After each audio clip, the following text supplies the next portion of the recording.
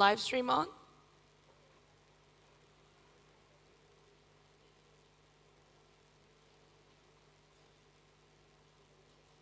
Okay, ASEP Algeria, AFOP Austria, CAPC Canada, CZPSA Czech Republic, PPSA Poland delegated to CZPSA Czech Republic, ANEF France, BPHD Germany, ISMA FASI Indonesia, PPHSF Pakistan delegated to ISMA FASI Indonesia, IPSA Iran, IPSF Egypt delegated to IPSA Iran, APS Japan, MyPSA Malaysia, KMPSV the Netherlands, QFAS Qatar delegated to KMPSV the Netherlands, FJC PPHA Philippines, NZEPSO New Zealand delegated to FJC PPHA Philippines, AFE Portugal, RPSA Lebanon delegated to AFE Portugal, KNEPS Republic of Korea, JPSA Jordan delegated to KNEPS Republic of Korea, VESFA Romania, NUSPS Singapore, NEPS Australia delegated to NUSPS Singapore, SPSA Slovakia, DISHFSR Slovenia,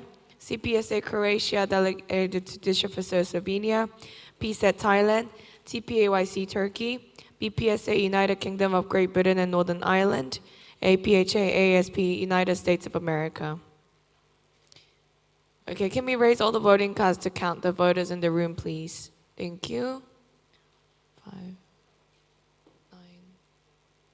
12, 15, 18, 20, 24, 25, 26, 27, 28. Yep, 31 voters in the House. Thank you. Thank you. We need a procedural motion to resume the standing orders proposed by Fast for Romania, seconded by IFSA Iran. All those against? Thank you. We will now be having the election of the 69th IPSF General Assembly Co-ops Ms. Sifan Zhu, President-elect 2023-24, onto the IPSF Executive Committee 2023-2024. This shall be achieved immediately and shall not be reviewed. We will now be opening the floor for discussion.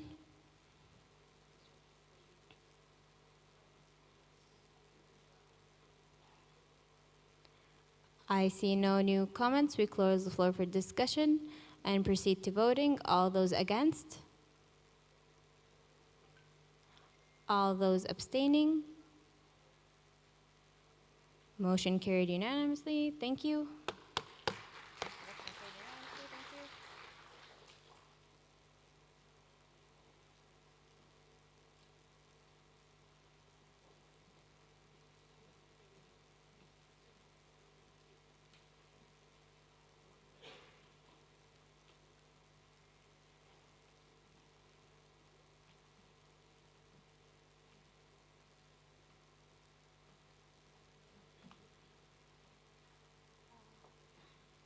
We have a technical from scrutineer, Mr. Daniel.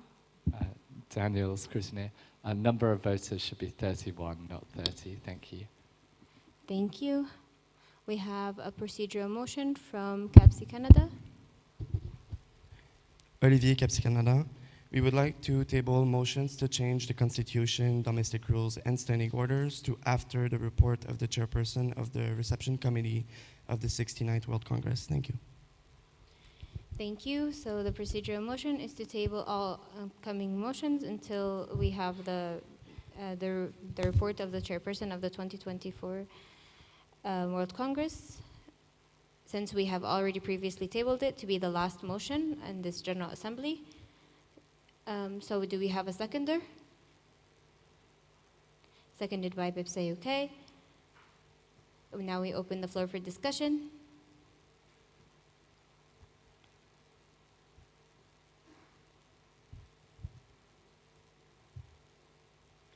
I see no new comments. So we close the floor for discussion and proceed to voting. All those against?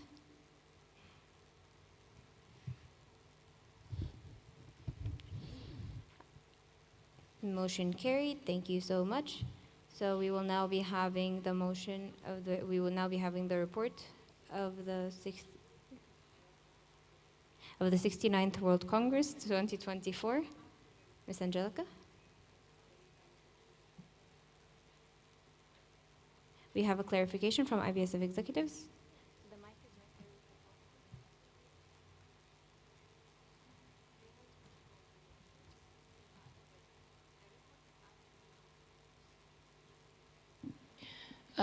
IPSF Section Suen, can I just clarify, was the procedural motion to table all motions from here until the end before the World Congress report?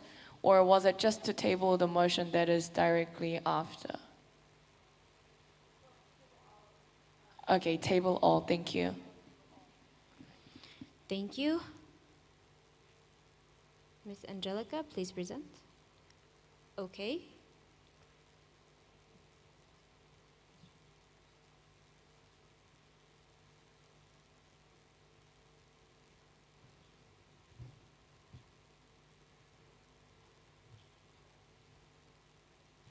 We have a point of information with Motions Committee. Please proceed. Sebastian, Motions Committee. There's procedural motion to table, but it's only to table the subject under discussion until a later date. You can't just Again, postpone sorry? all motions. Pardon? Again, can you repeat? Please proceed. Sebastian, Motions Committee. So 4.1.6.d is procedural motion to postpone the subject under discussion to a later date during the assembly. Thank you. Oh, so you mean we couldn't have tabled it to a further point?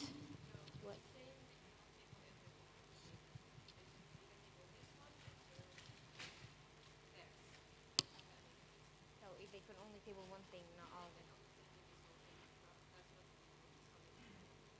So are they having their report or not? They have to not now, but still today. I'm really confused. Okay, I'll give you a clarification because I really don't understand. So we'll have a clarification from IPSF executives on this procedural motion.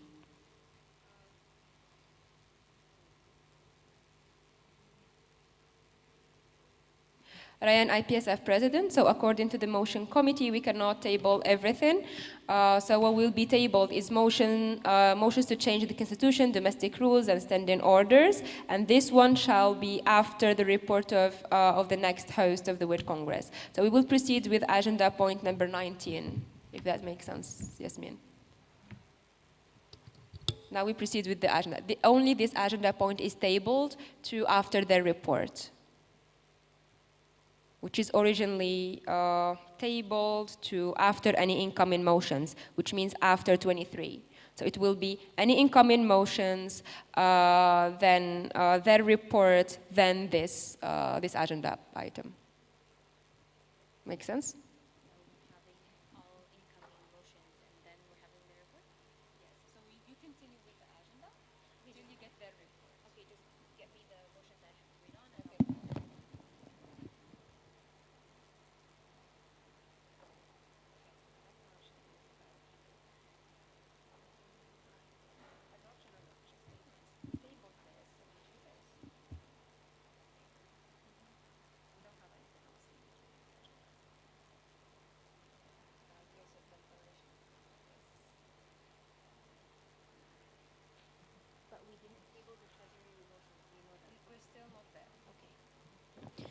Motion number 43, proposed by executives. This, the 69th IPSF General Assembly approves the IPSF Declaration on Advancing Equity in Rare Disease Care. This motion shall be achieved immediately and shall not be reviewed. Exco, please present. Thank you so much, Ryan, IPSF President. So the declaration has been drafted after the regional sessions held their regional policy sessions, and every member organization presented their national position paper on behalf of their member organization. The discussion was held. The regional resolutions has been drafted and approved by the respective RAs, submitted to our global policy coordinator, and we drafted the global declaration based on your inputs. This declaration has been shared with you beforehand, and no input has been communicated to us. However, feel free to make any changes now. Thank you. Thank you. Now we open the floor for discussion.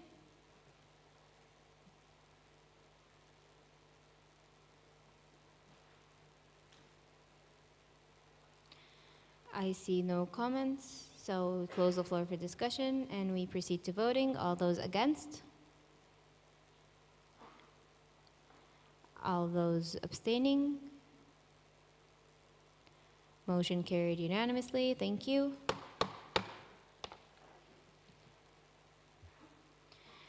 Next, we have motion number 40, proposed by executives. This is the 69th IPSF General Assembly approves the following IPSF global policy topic proposals: transformative education in pharmacy, advancing healthcare through hospital pharmacy, digital health, and confronting the tobacco epidemics. This motion shall be achieved immediately and shall not be reviewed.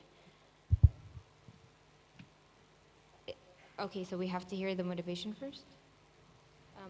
IPSF executives? No, each member organization will present their motivation for 1 minute. Okay, so we'll hear first from, we have a technical from KNPSB in the Netherlands.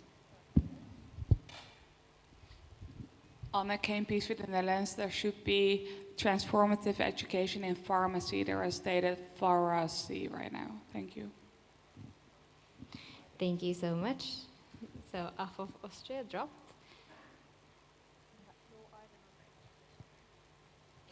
Would any of the proposing policy topics, member organizations would like to provide a motivation? IPF Portugal, the floor is yours. Well, at IPF Portugal, I will try to be brief. As you could see, IPF's suggestion would be to work on the topic transformative education in pharmacy, advancing competency-based curriculum for a sustainable healthcare workforce.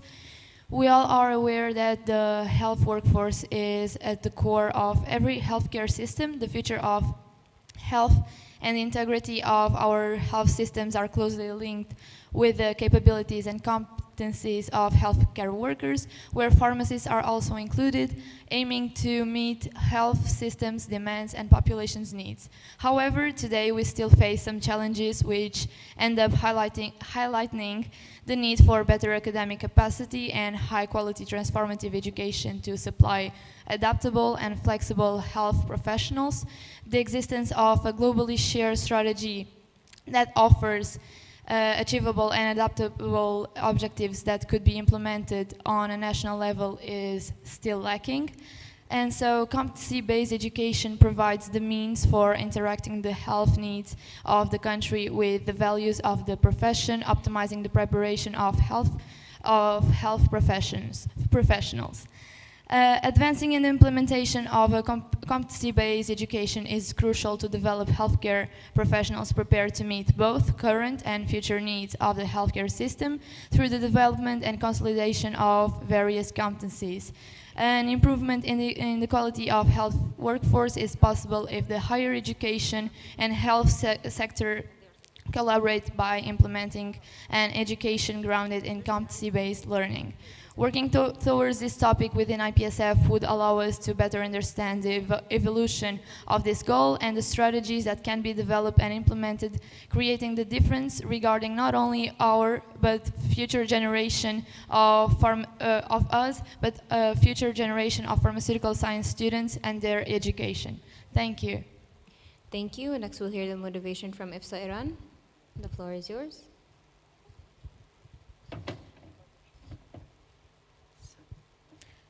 Darren IPSA Iran. So as we mentioned that advancing healthcare through hospital pharmacy is one of the most important things that we think that world is facing right now.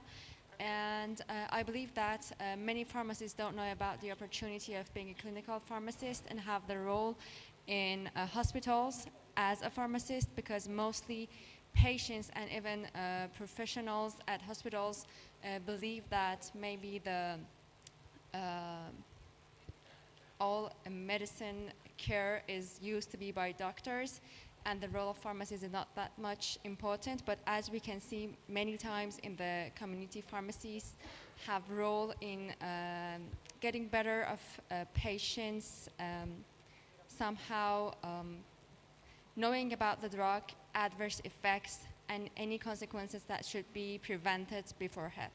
So as you can see in our policy paper, we mentioned that the role of pharmacy is really important, and the opportunity of being in hospitals is something that not every country can have the experience about it. So many things that people can learn about the role of pharmacy in a hospital can be learned through encouraging them to increase their knowledge about the role of pharmacy in pharmacology and maybe pharmacotherapies, knowing adverse effect and also interactions of drugs in order to somehow ensure the people's life that no somehow life-threatening adverse effect may happen to patients, which I believe is one of the most important things that the world is facing right now.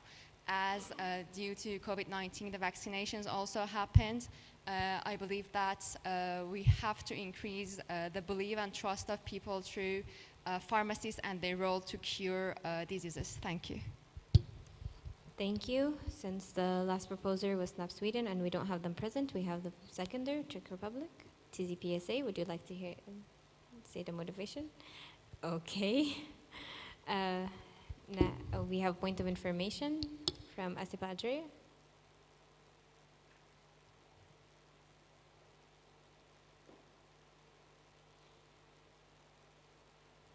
Thank you. Sarah Asipa Algeria, we are also a seconder of the SNAP's policy topic, so we can talk about it. Okay, if you'd like to provide a motivation, please proceed. Okay.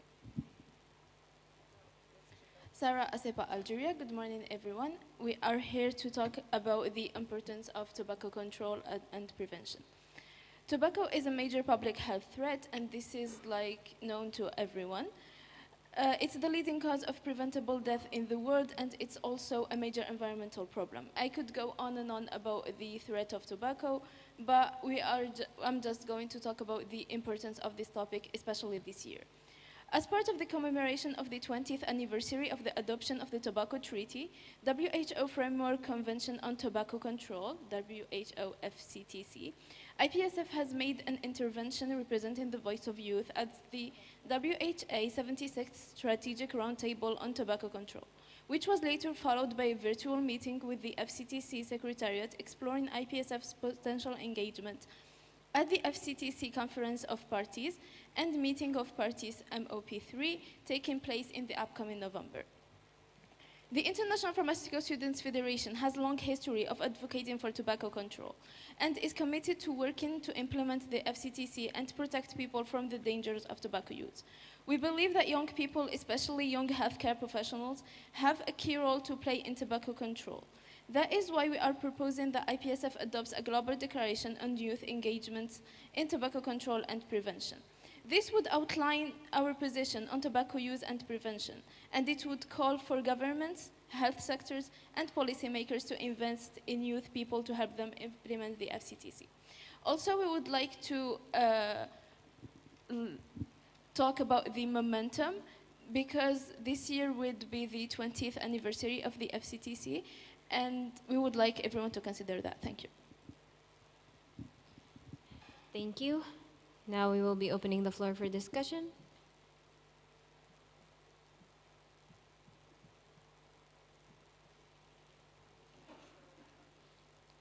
I see no comments. Oh, okay. Anne France. Pauline Anne France. We would like to support the motion of APEF. We are also advocating for it at the French level with our faculties, deans, local student representatives. Having this statement at the international level will reinforce the importance of improving our curriculum in every country at the local level. Thank you. Thank you so much. Do we have any other new comments? New comment from BPSA UK. The floor is yours. Patrick Kerr, BPSA UK. BPSA would like to make an amendment to this motion to add in healthcare inequalities, so just after the digital health. So it would read, the 69th IPSF General Assembly approves the following IPSF global policy topic proposals: transformative education in pharmacy, advancing healthcare through hospital pharmacy, digital health, healthcare inequalities, and confronting the tobacco epidemics. This motion shall be achieved immediately and shall not be reviewed. Thank you. Thank you. Does the proposer EXCO approve?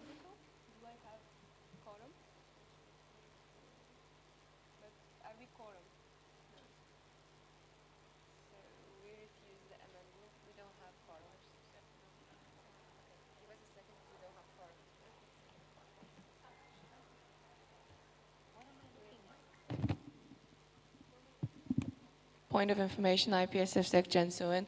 So we need EXCO quorum to accept the amendment, but we don't have quorum in person at the moment. So we'll have to contact EXCO who are not here to get quorum and accept the amendment. So it'll take us some time.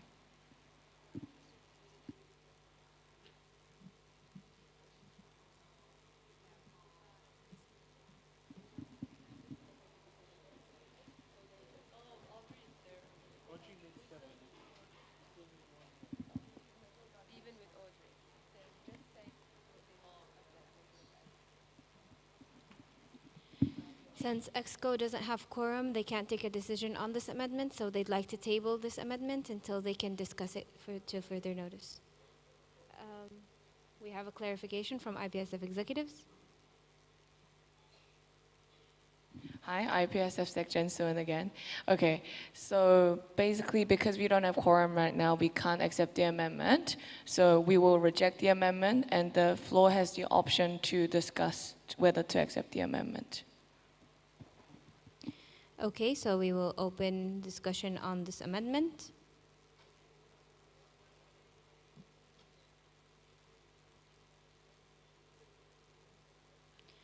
BPSA UK, the floor is yours. Patrick Kerr, BPSA UK. We believe that it's important to make this amendment purely because there's no reference to inequalities in the proposed motion above, stated above, as it currently is right now. We believe that it's really important that this is an IPSF global policy topic that is a proposal that is considered, because healthcare inequalities is something that is faced by many people across the world in each MO. And this is very relevant to today in every aspect of pharmacy, be it in community pharmacy, hospital pharmacy, industry pharmacy, or primary care pharmacy, and also the way research is conducted too. So therefore, we believe that it is vital and the utmost importance to ensure that we make an amendment as proposed by BPSA to this motion. Thank you. Thank you. I have a clarification. IPF Portugal.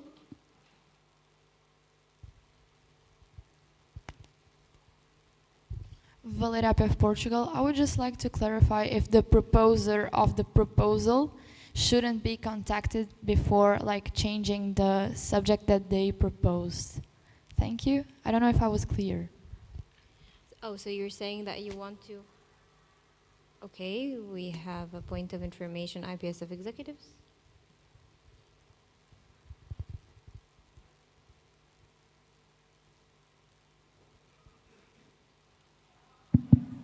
Isaac, President-elect. So the way it's going to work is this proposal was originally from the executive committee, and it's a coalition of what all of you guys have accepted. So if there's any amendments, the executive committee has to either accept or reject the amendment. And the amendment is it's not necessarily to take something out, but it's also to add on if an MO has their decision later on. The problem we're facing here is we don't have executive committee quorum in person.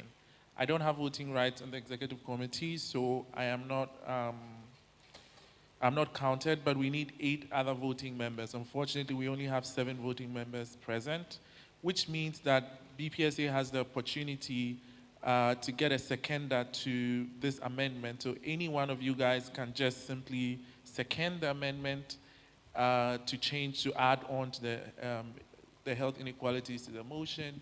And then once that we get a seconder, then there's going to be discussion on the floor why it's important to add that to it. Once that happens, then the floor will vote whether they accept it or not.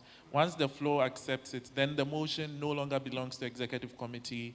It is a proposal from BPSA UK, seconded by a member organization. Thank you. Thank you. We have another point of information. A motions committee dropped. Okay, thank you. So we need a seconder on BPSA UK's proposed amendment. We have a seconder, KNPSB Netherlands. We would like to hear from Asiba Algeria next. She has a new comment.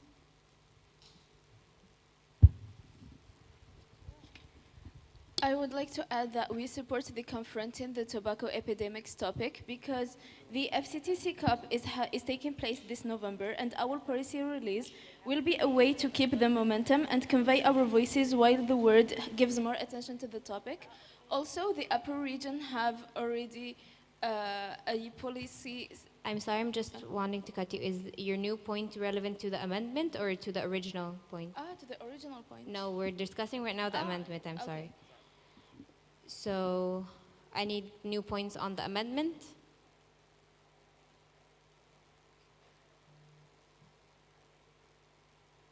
We have a clarification. APF Portugal. Beatriz APF Portugal. So what BPSA is asking is if we can add another global policy topic proposal. I think it's just changing the wording of what's going, adding a wording to what's being already on the screen. BBSA UK, would you like to clarify the wording you'd like to add?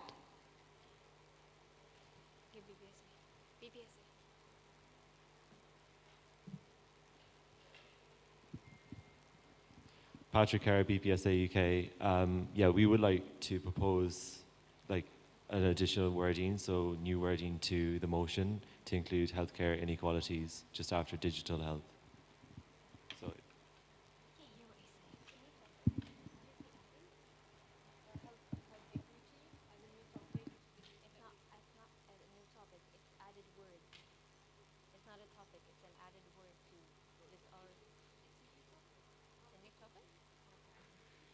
So it's a new topic and not just an added word to the already present titles, correct? Okay. Clarification, APF Portugal? Valer APF Portugal. But shouldn't all the proposed topics should be submitted with a motivation, just like as we did with our topic? Thank you. Thank you. IPSF executives, please clarify. Thank you, Ryan, IPSF President. Indeed, we tried to make the process more organized this year, so the submissions has been received before, but those will be were put forward as executive motion. However, the motion is still amendable, and member organizations can feel free to add to it. Thank you. Thank you. We have a direct from APF Portugal. Valer APF Portugal, we just wanted to add that we don't feel comfortable with making that amendment just because all the four associations that submitted their proposals, they did it like a whole motivation and research behind. So we don't feel comfortable just to add a topic here during the GA. Thank you. Thank you. BPSA UK has a direct.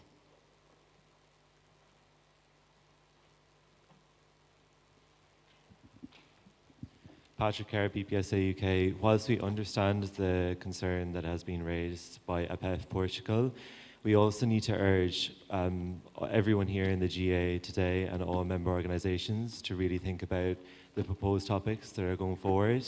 This is crucial that we get it right, that we really propose topics that cover all aspects of healthcare and that we don't exclude healthcare inequalities just because it wasn't raised at a particular point during the mandate. I think it's really important that we use this GA and we use the opportunity that we have all MOs here together to discuss important aspects of pharmacy, and that we have topic proposals going forward as global policy topics that are inclusive of all areas of pharmacy, and we really need to consider this. So I would urge the GA and also APEF Portugal to really consider this when going forward. Thank you. Thank you. Do we have any other new comments?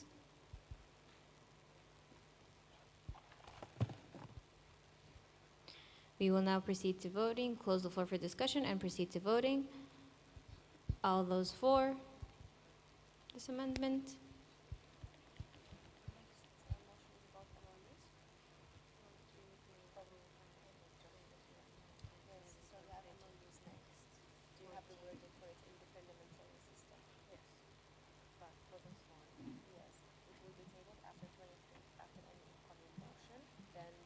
Okay, we're gonna have to do this again. Please, everyone, make up your mind before raising your voting card. All those for?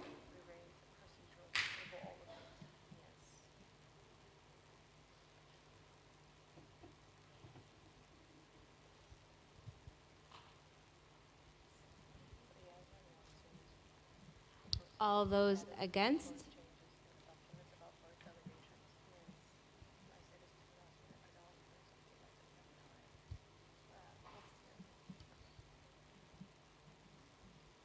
There's something wrong, right?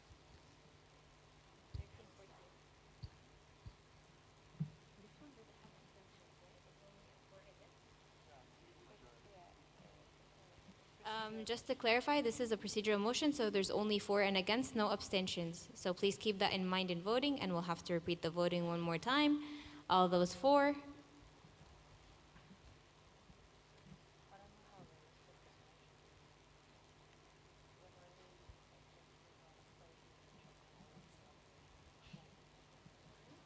All those against?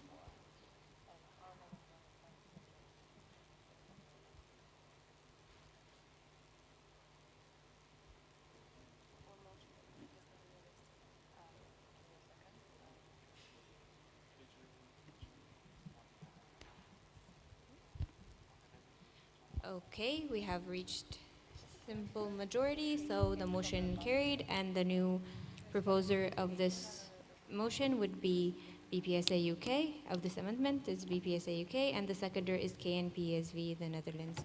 So we will now be changing the motion and opening discussion on it.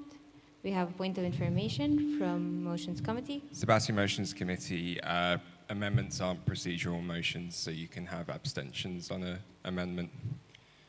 Thank you.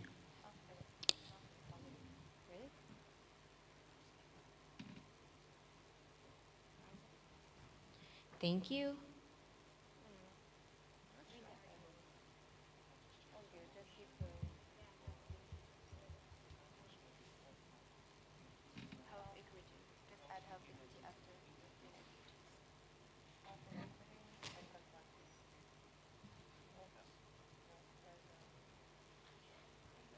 So motion number 40.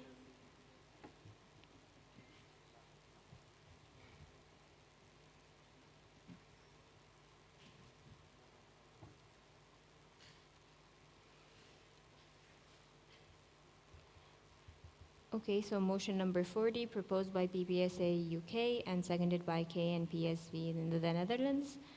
The 69th IPSF General Assembly approves the following IPSF Global Policy Topic Proposals: Transformative Education in Pharmacy, Advancing Healthcare through Hospital Pharmacy, Digital Health, Health Inequities, and Confronting the Tobacco Epidemics. This motion shall be achieved immediately and shall not be reviewed. Now, we have a technical from BPSA UK. Patrick Kerr, BPSA UK. There is just like a slight issue with the word inequities. It's inequalities. So it's INEQUA. Yeah, inequalities. Thank you. Thank you. Now we will be opening the floor for discussion.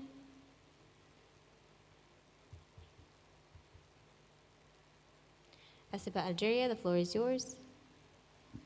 Sarah Asepa, Algeria. So I will be continuing my point on why we are supporting the confronting the tobacco epidemics topic. Two important points. The first one is that WHO released last week a report about tobacco. Not last week, like 10 days ago. And also the APRO region did a policy writing about tobacco, and it would be interesting to bring that to a global level. Thank you. Thank you. Do we have any other new comments?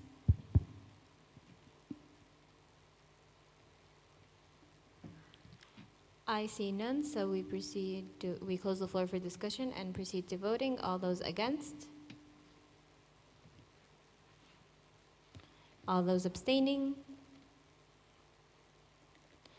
Motion carried unanimously. Congratulations.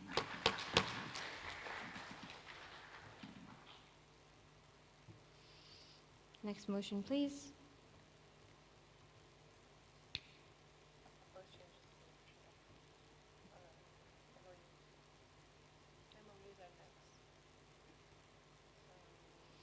Motion number 41, proposed by executives. This, the 69th IPSF General Assembly approves the Memorandum of Understanding with Pharma Incubation Hub, Doucet Blue Foundation, and European Pharmaceutical Students Association. This motion shall be achieved immediately and shall not be reviewed once it has been achieved.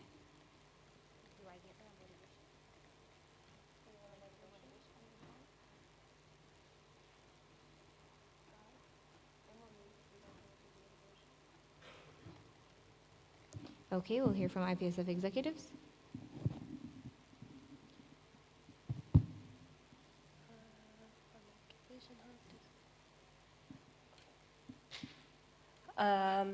Ifan, IPSF External Relations Chairperson. So for the first two, Pharma Incubation Hub and Doucet Blue Foundation, they're from the Afro region. The Doucet Blue Foundation has always been a partner with Afro, and this time we are just drafting another memorandum of understanding, and this promotes the interaction and collaboration between the Afro region and these two companies.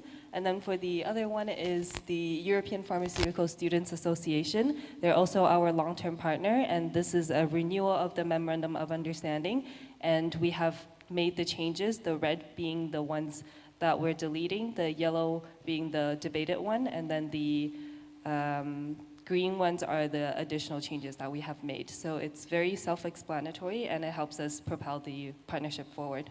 Thank you. Thank you. We will now be opening the floor for discussion.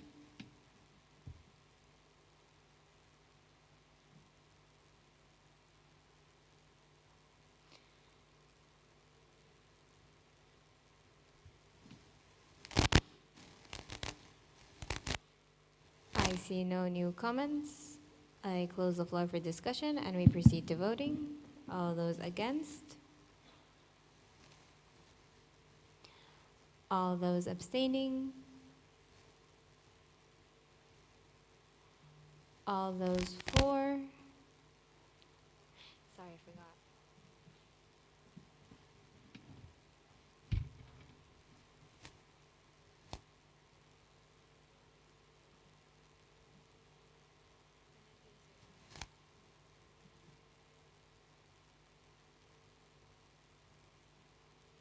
Motion carried unanimously. Thank you.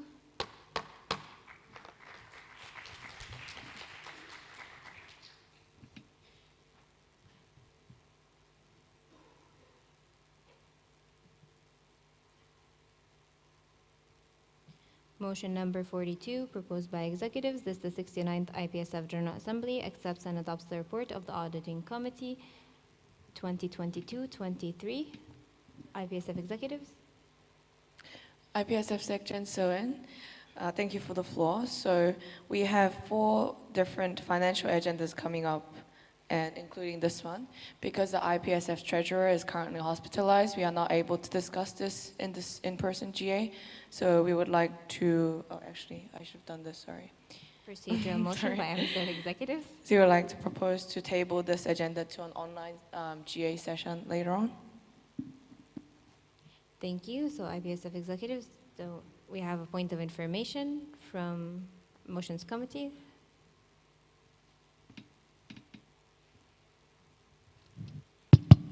Look, a motions committee.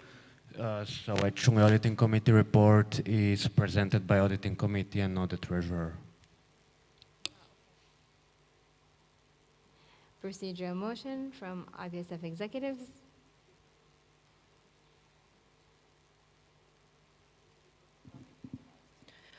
IPSF Sec Jinsoon, thanks for the floor. So I was in communication with the IPSF treasurer when we were setting deadlines for EXCO submissions, and oh, sorry, did I do a 3? Sorry, I meant point of information. And I was communicated that they would coordinate for the auditing committee report to be sent by the 31st of July. Unfortunately, the hospitalization happened before that, so I received no communication past that point. Thank you. We have a clarification from APF Portugal. Valeria of Portugal, I just wanted to ask, as part of the auditing committee, why didn't we know that? Not even the deadline, not that the situation, a kitchen situation, we are not informed about any financials. This is not a clarification anymore, I think. More like a point of information maybe. But as stated, we should have had at least 2 meetings from 6 to 6 months with IPSF treasurer, and this is falling. Sorry. Okay. And we didn't have any meeting at all. It was not sent to us any financial document, and so we just wanted to ask for a clarification on that. I know Mr. Kishen is not here, but we wanted to know from IPSF EXCO's point of view, why has this happened? Thank you. IPSF executives.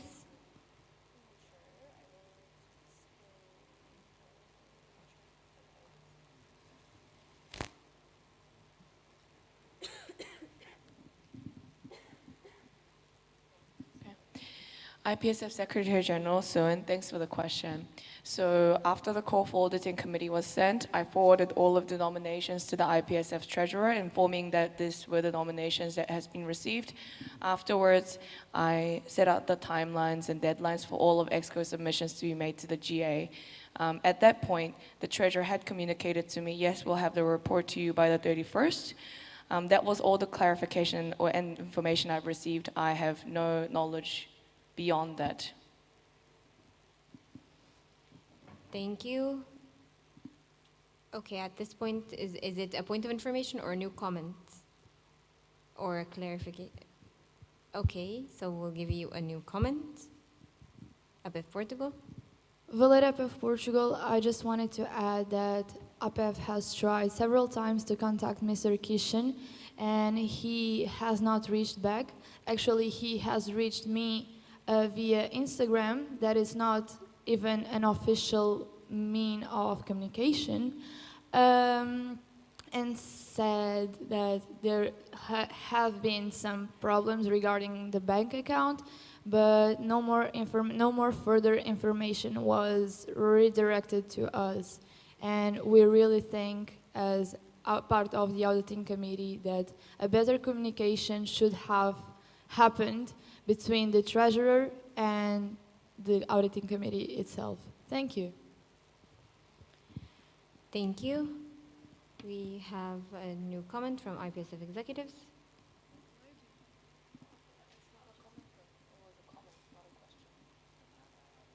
He has a new comment. Isaac, IPSF President-elect. So as to the communication on Instagram, I had reached out to the IPSF treasurer when we received your email with content about communication between you and him. And he mentioned that he had been trying to reach you on WhatsApp and he couldn't reach you, so he would, and I said if there was any other form of communication, he should do it urgently. And I think that's why he reached out to you on Instagram. So yeah, that's what I wanted to add. Thank you. Thank you. We have a direct from IPF Portugal.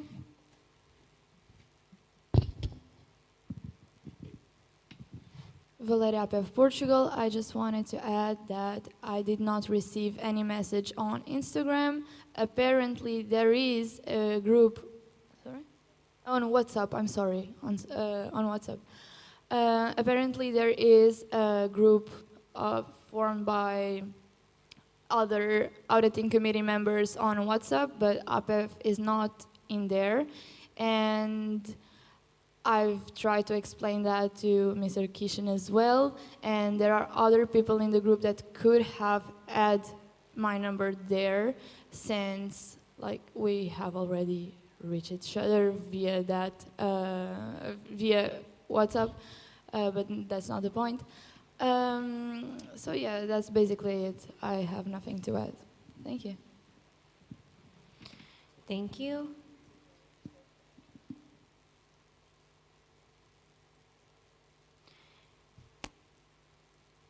So we will now circle back to the procedural motion of IPSF executives, which is to table this motion. We will be opening the floor for discussion.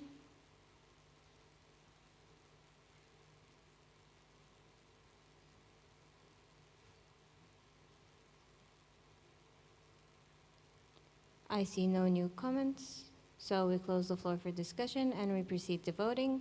All those against? All those abstaining?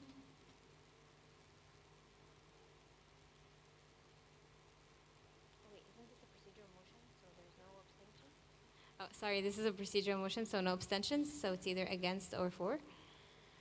So all those against?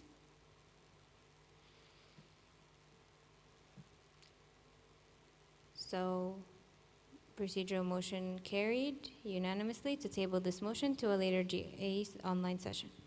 Thank you.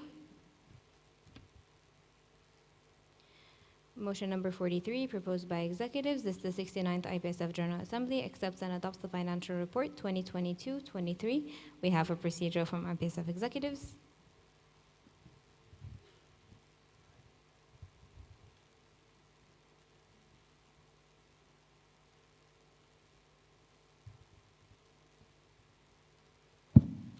Isaac, President-elect. So similarly to the auditing committee report, we would also like to table this motion because the GA cannot review any financial reports from executive committee without first approving the auditing committee report.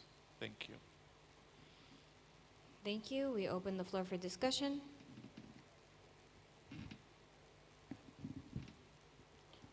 We close the floor for discussion and we proceed to voting. All those against?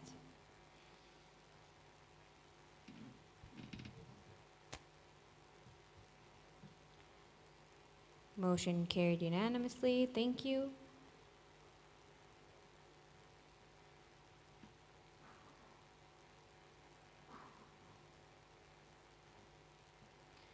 Motion number 44, proposed by executives. This is the 69th IPSF General Assembly, sets the annual basic membership fee at 27 euros.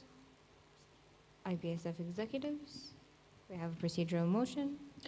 IPSF Secretary General Suens, the IPSF Executive Committee would like to raise a procedural motion to table the motion under discussion until a later online GA session for the reasons given for the previous motion.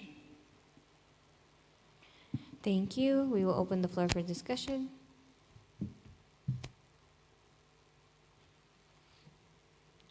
We will close the floor for discussion and we will proceed to voting. All those against?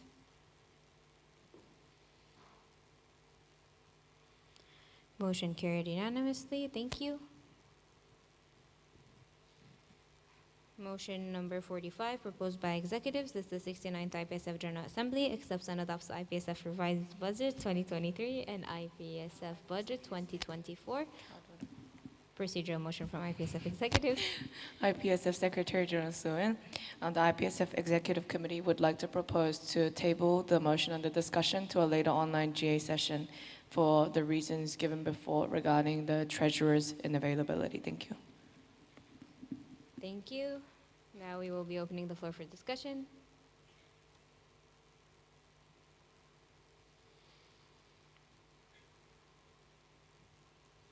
We will be closing the floor for discussion and we will proceed to voting. All those against?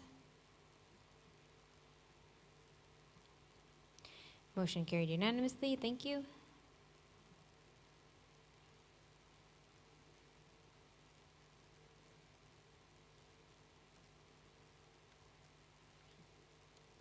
Motion number 46, proposed by BPHD Germany, seconded by Anne France. This is the 69th IPSF 2023 Assembly, makes the following addition to the standing orders. 6.2.5.f, if a member organization cannot attend the General or Regional Assembly due to extreme or emergency situations, example, a pandemic or war, it will not count as non-attendance to these assemblies, provided that the Secretary General or Regional Secretary are informed with written proof and a complete credential form before the respective assembly commences.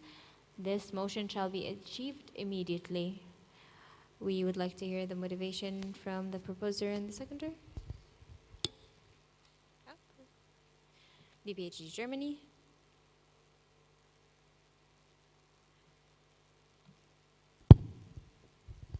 The BPHD Germany, we would like to direct the clarification to the Motions Committee. Has there been any changes to the article 6.2.5.f? Because initially this was supposed to be 6.2.5.g. Thank you. Thank you. Motions Committee.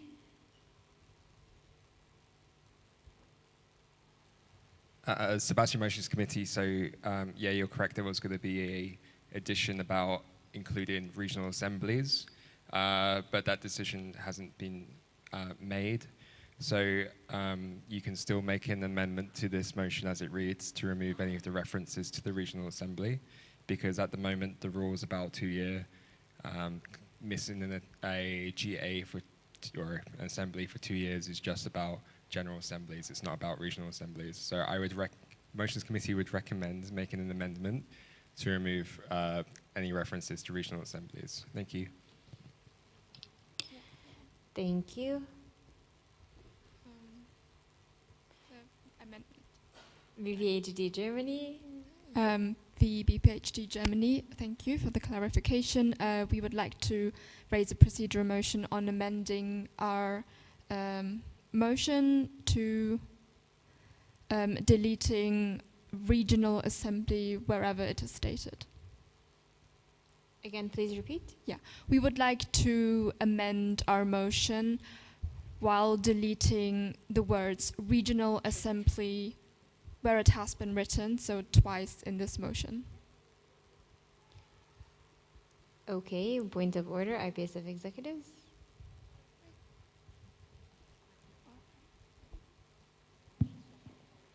Isaac, President-elect, BPHD cannot amend their own motion, so they need to contact the Motions Committee and then sort it out before it's brought here. We have a direct from Motions Committee. Sebastian Motions Committee, any member can make an amendment to that motion on the screen, even if it's their own motion, because that's the point of having the discussion. People can change their opinions. Thank you. Okay, how about we just give the executives and Motions Committee a moment to refer back to the official documents?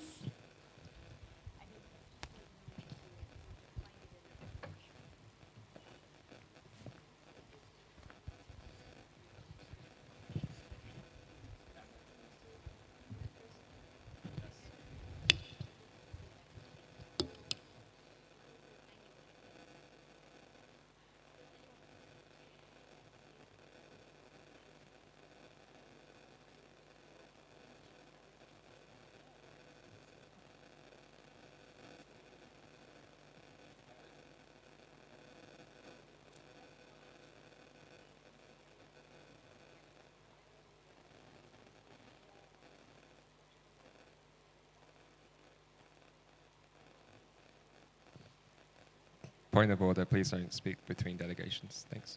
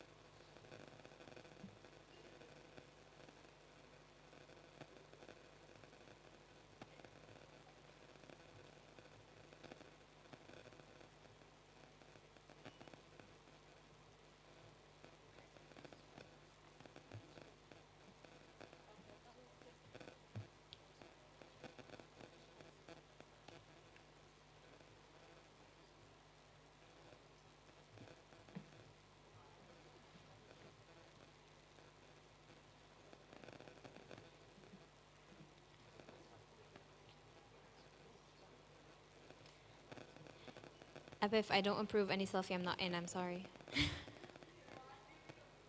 Okay, then great.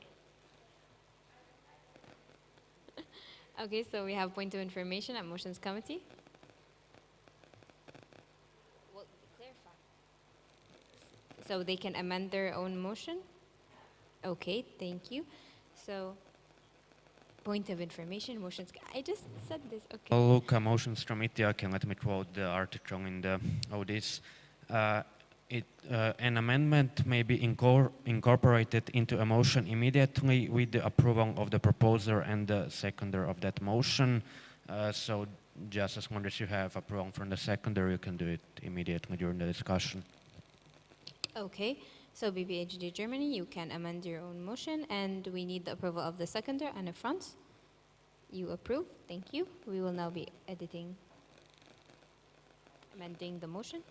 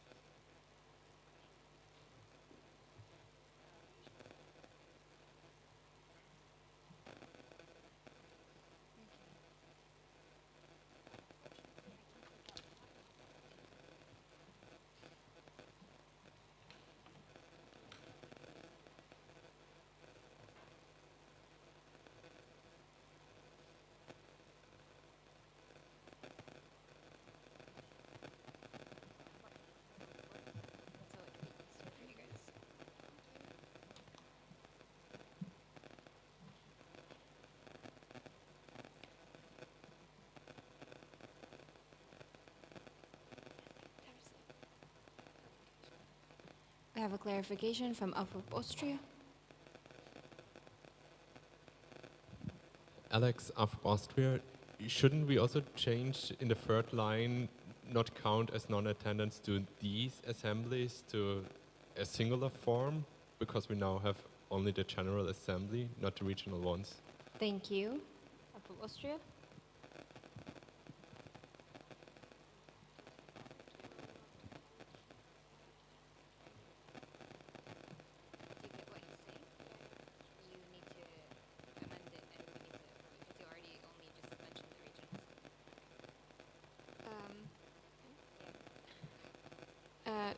VBPHD Germany, we would like to thank AFAP Austria for this information, and we would like to amend our motion to replacing assembly, or to replacing non-attendance to the assembly, to non-attendance to the. What? Yeah. Okay. Thank you. Seconder approves. Okay. Thank you. Now. BPHD Germany, please provide your motivation. VBPHD Germany. So during this World Congress, we have become aware of the fact that there is a possibility that in extreme circumstances, such as pandemic or war, MOs who want to be active or active again in IPSF and the GA may face difficulties and unexpected situations which, as a consequence, would not enable them to attend the World Congress in person. So this means that the criteria for a vote delegation cannot be met because, as per Article 6.2.5.e of the official documents, votes are ineligible to be delegated for the General Assembly if the full member did not attend the General Assembly for 2 consecutive years. MOs who may experience extreme situations, as mentioned previously, that affect the whole region or country, may reach these 2 consecutive years more easily when these MO members cannot be personally accounted for.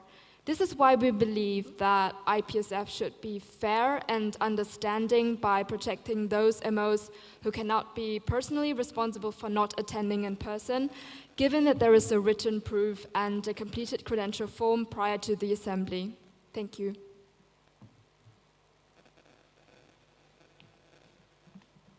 Thank you. We'll now be hearing from the seconder, Anne France. Pauline and France. We support this motion because we think it is important that all countries be equal. A country should not be penalized for problems that they cannot control.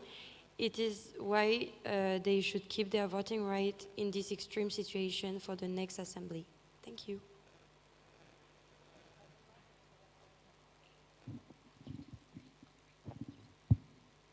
Thank you. We'll now be opening the floor for discussion. Do we have any comments?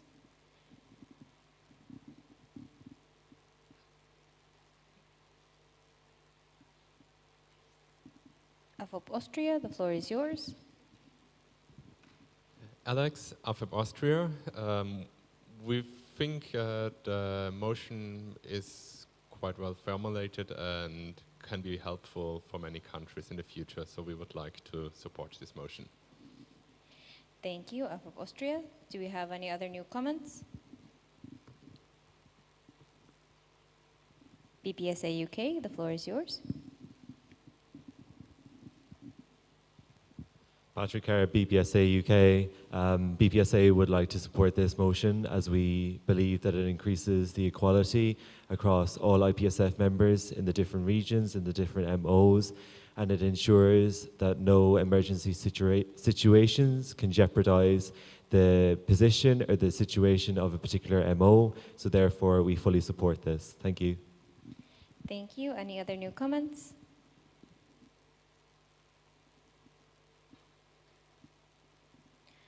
I see none, so we close the floor for discussion and we proceed to voting. All those against? All those abstaining? Motion carried unanimously. Thank you.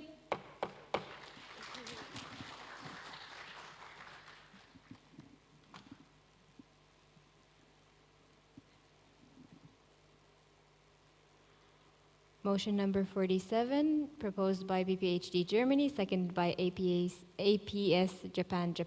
This, the 69th IPSF 2023 Assembly, mandates the IPSF Treasurer to hold a mandatory budget explanatory session at least 3 days prior to the start of the General Assembly.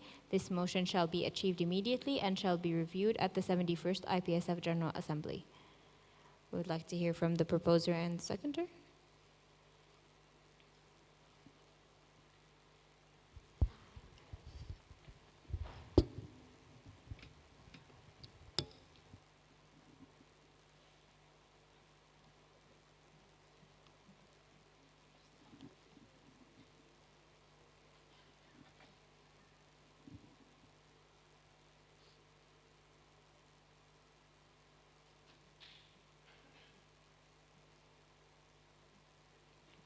VBPHD Germany. So when talking to different MOs of the current and past mandates, we have noticed that there is a lot of misunderstandings and a lot of clarification that needs to be done regarding the financial reports.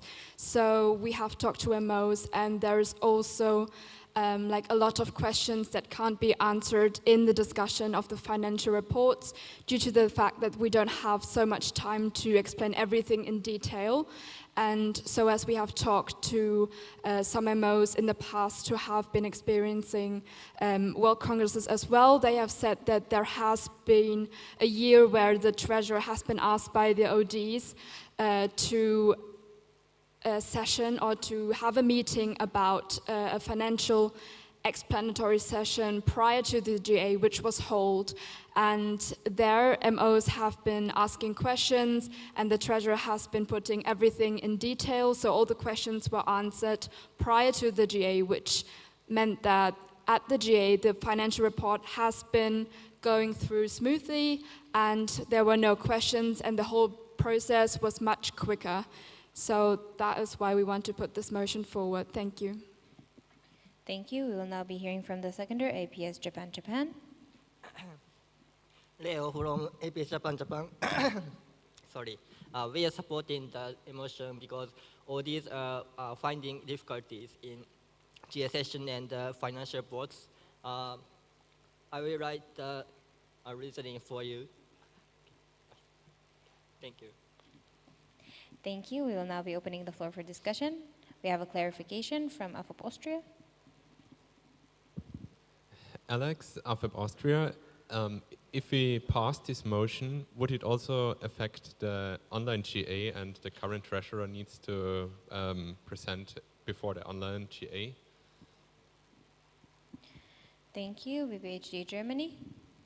VBPHD Germany, this will be an explanatory session which would be in addition, so this would not replace any GA sessions at all.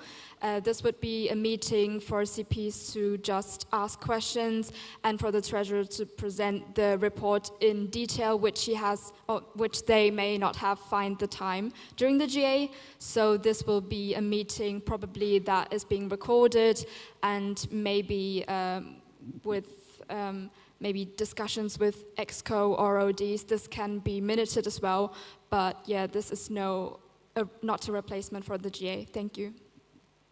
Another clarification from AFOP Austria. Alex, AFEP Austria, we probably worded our question wrongly. We wanted to know if it affects this year's online GA and if we already have to do it this year for the upcoming GA also, or if it will be starting from next year with the next financial report.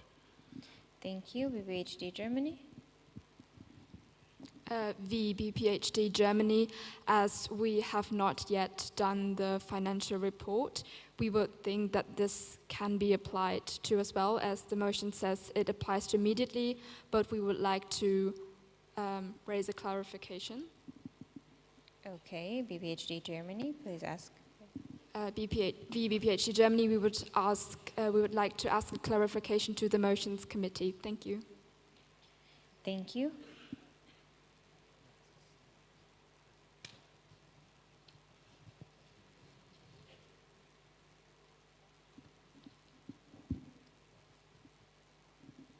Point of information, motions committee, the floor is yours.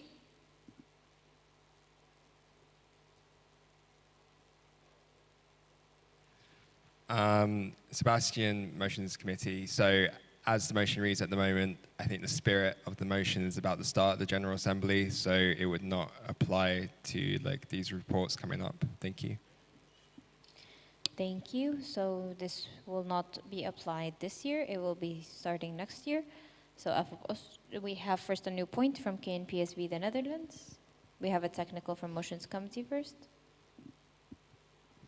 Sebastian, motions committee, please may the motion be amended that this the 69th IPSF General Assembly, not 2023 Assembly, please. Thank you. Thank you. KNPSV, the Netherlands, the floor is yours.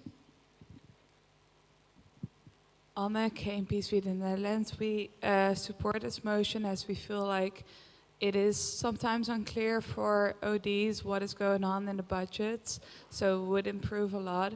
However, we would like to ask the proposer and the seconder to explain a bit on, is it just the budget in general, or is it gonna be an explanatory session about the budget that will be presented at the GA?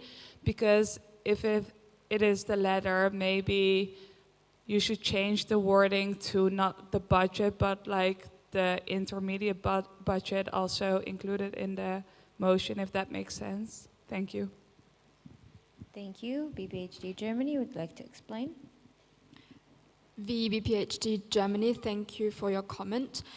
We would like to have a session on all the financial documents that are being discussed at the GA, so we see the point of amending this motion accordingly. Okay, we have a procedural motion from BPHD Germany. VBPHD Germany, we would like to amend this motion, which will read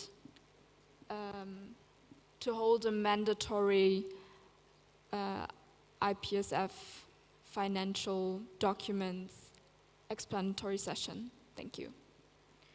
Thank you. The seconder approves.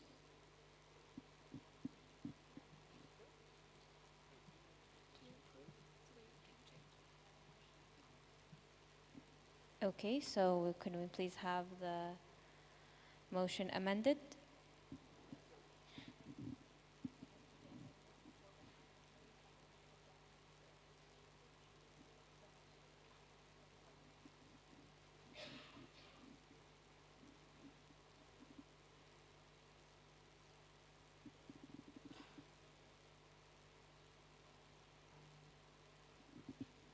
Thank you. So motion amended. We have a new point from AFOP Austria.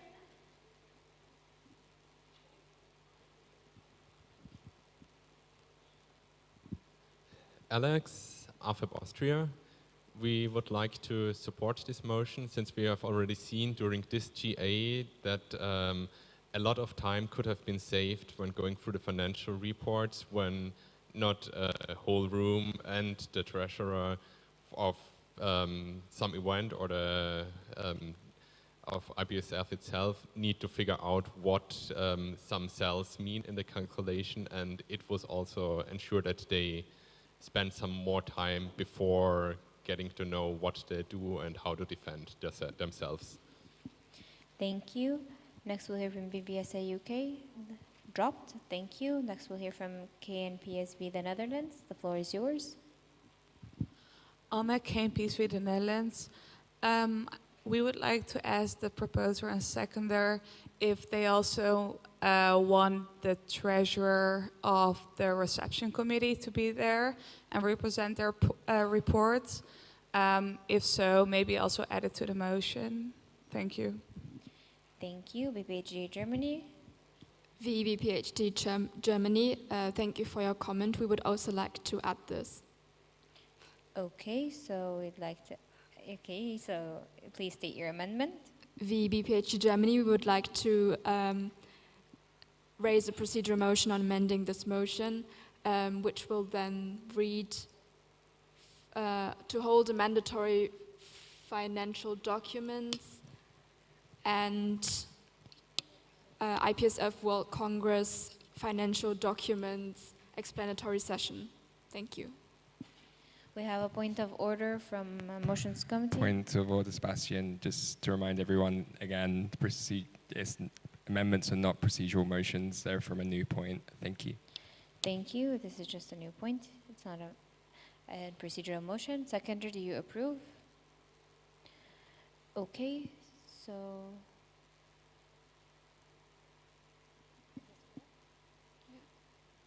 okay. We have a direct from KNPSV the Netherlands.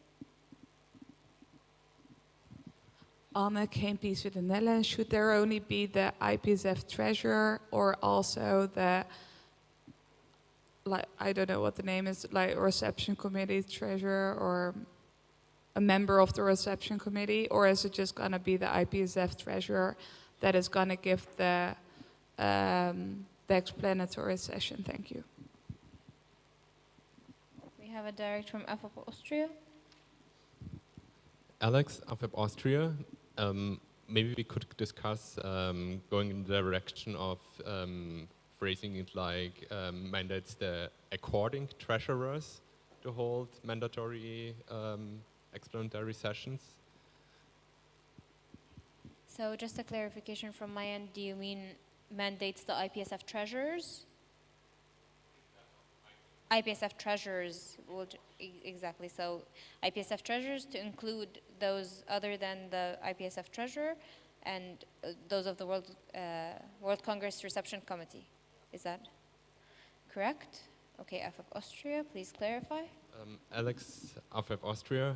I meant instead of the phrase IPSF treasurer, just the according treasurers, because we name in the end already IPSF and World Congress. So we say the IPSF treasurer is the according one and the World Congress treasurer is the according one.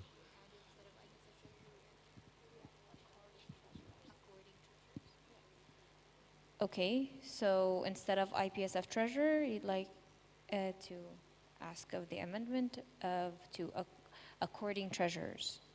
Okay, BPHD Germany, would you like to amend it? VBPHD Germany, we would like to thank you for your recommendation, and we would like to apply this to the motion, so it would read mandates the according treasurers to hold a mandatory and so on. Thank you.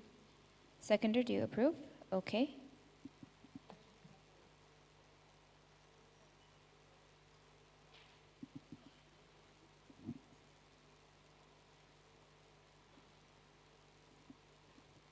Okay, so IPSF's executives suggest we can change it to IPSF treasurer and concerned individuals instead of according treasurers.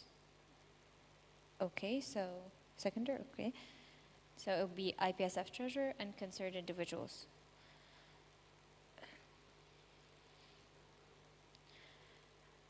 Next we have a new comment from BPSA UK.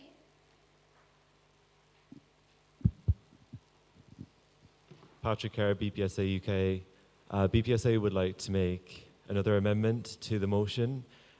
This time we would like to, for the motion to include, to hold a mandatory IPSF and so a mandatory IPSF and World Congress financial documents explanatory session and an IPSF and regional symposium financial documents explanatory session at least 3 days prior to the start of the General Assembly and Regional Assembly, respectively, because we feel that from a point of view within a region that there needs to be more explanation around the financial documents on a regional level as well as a global level.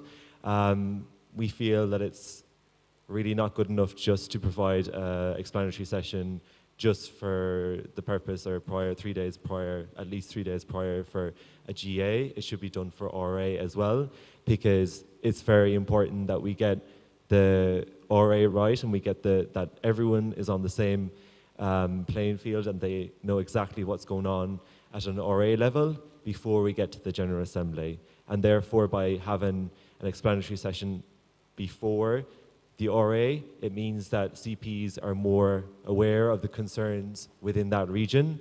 And then going forward, that will make things a lot easier when you come to a GA setting, because all of the regions will be coming together and they'll feel more confident about their region's finances. And again, it will just improve legitimacy and trust within the Federation. Thank you. Thank you. So just to recap and make sure I'm following correctly, you'd like the motion to read this: the 69th IPSF General Assembly mandates the IPSF treasurer and concerned individuals to hold a mandatory IPSF regional and World Congress financial documents explanatory session at least 3 days prior to the start of the General Assembly, to the start of the Regional Assembly and General Assembly. This motion shall be achieved immediately and shall be reviewed. Correct? Technical? Or a direct? Is it technical? BPSA, or Patrick, BPSA UK. Yeah, we agree with the sentence that you've just mentioned. However, we would like to add the word respectively after General Assembly. Thank you. Okay, so General Assembly and Regional Assembly? Respectively. The word respectively after. Oh, okay. Yeah. Okay. Because it would make more sense. Okay. Yeah. Okay, thank so you. mandatory IPSF, Regional and World Congress financial documents, explanatory session at least 3 days prior to the start of the General Assembly and Regional Assembly, respectively. Correct. Okay, thank you. BPHD Germany. VBPHD Germany, thank you so much for your suggestion. We would like to amend the motion. Okay, direct from VPSA UK.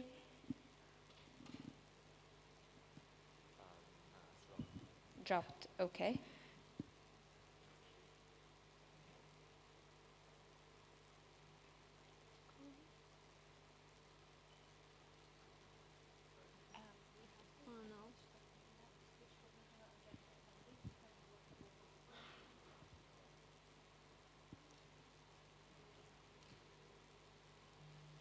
Proposer and seconder approve of this amendment?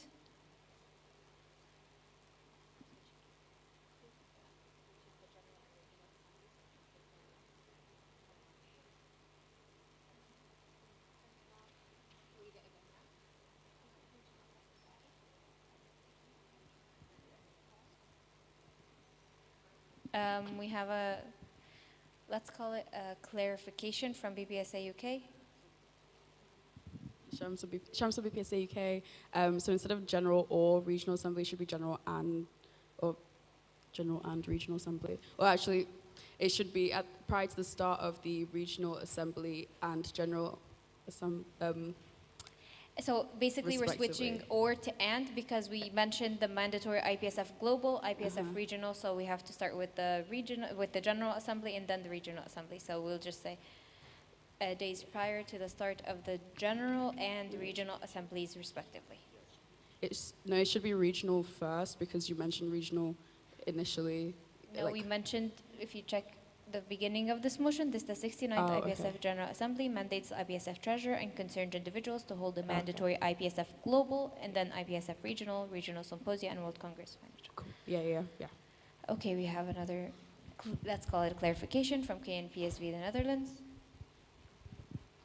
On KNPSV, the Netherlands, shouldn't it be the IPSF treasurer and concerned individuals to hold a mandatory IPSF regional symposia, IPSF global and World Congress financial documents, explanatory session at least 3 days prior to the start of the general and regional and general assembly, respectively. Thank you.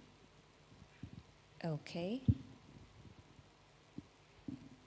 Proposer and seconder agree to this amendment?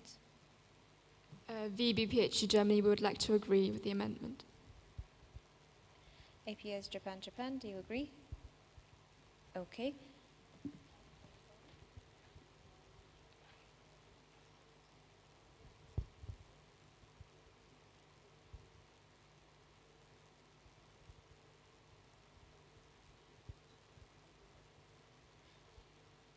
Okay, so this is correct. This is correct. There's a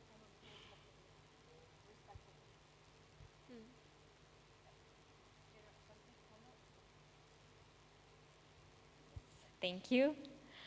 Perfect, thank you. We have a direct from AFOP Austria. Dropped, okay, thank you. Do we have any other new comments?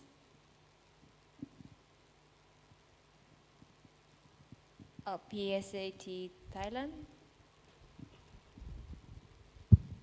Thank you for the floor. I'm Gorakot Wongthana from PSAT Thailand. Could it be like 5 days prior to the regional or general assembly? So it says at least 3 days, so it can be before. At least 5 days. So you want it at least 5 days? Yes. Proposer and seconder, do you agree to this amendment? Thank you for the floor. Okay, so we have a new comment from BPHD Germany. VBPHD Germany, so as it is right now, it is at least 3 days, so the treasurers and concerned individuals will have time to implement the session at least 3 days, but ideally they can do it even before that, so like, they can do it 5 days. It's just that they will have lots of time in case of any emergencies. Thank you. Thank you. Any other new comments?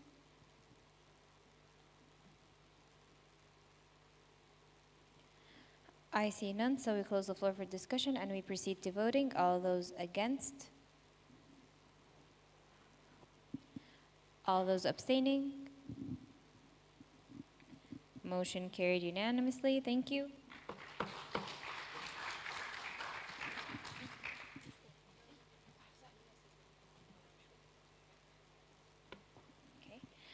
We'd like to assess the floor for a bathroom break, so let's make it a 5-minute bathroom break. Okay, of Austria, you're always the first. So propose a procedural motion to suspend the standing orders proposed by of Austria, seconded by IPSF Malaysia. All those against? Thank you. Roll call, please. ASEP Algeria, AFOP Austria, CAPC Canada, CCPSA Czech Republic, PPSA Poland delegated to CCPSA Czech Republic, ANEP France, PPHD Germany, ISMA FASI Indonesia, PPHSF Pakistan delegated to ISMA FASI Indonesia, IPSA Iran, IPSF Egypt delegated to IPSA Iran, APS Japan, MyPSA Malaysia, KMPSV the Netherlands, QFAS Qatar delegated to KMPSV the Netherlands, FJC PPHA Philippines, NZFSO New Zealand delegated to FJC PPHA Philippines, AFE Portugal, LPSA Lebanon delegated to AFE Portugal, KNEF's Republic of Korea, JPSA Jordan delegated to KNEF's Republic of Korea, FES for Romania, NUSPA Singapore, NEPSA Australia delegated to NUSPA Singapore, SPSA Slovakia, DISHA Slovenia, CPSA Croatia delegated to DISHA Slovenia, PSET Thailand, DPAYC Turkey, BPSA United Kingdom of Great Britain and Northern Ireland, APHA ASP, the United States of America. All collected? Okay, cool. We'll reconvene in 10 minutes. That's 4:11. Bye.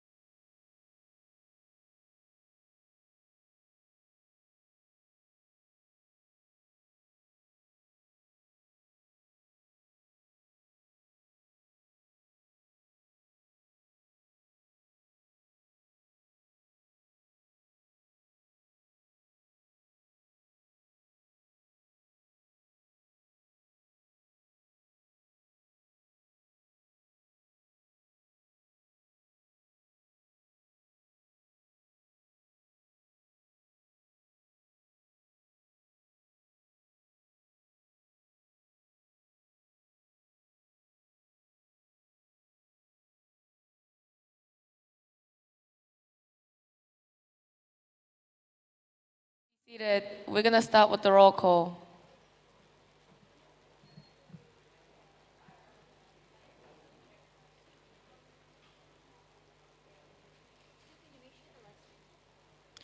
Can we have confirmation that the live stream is on, please?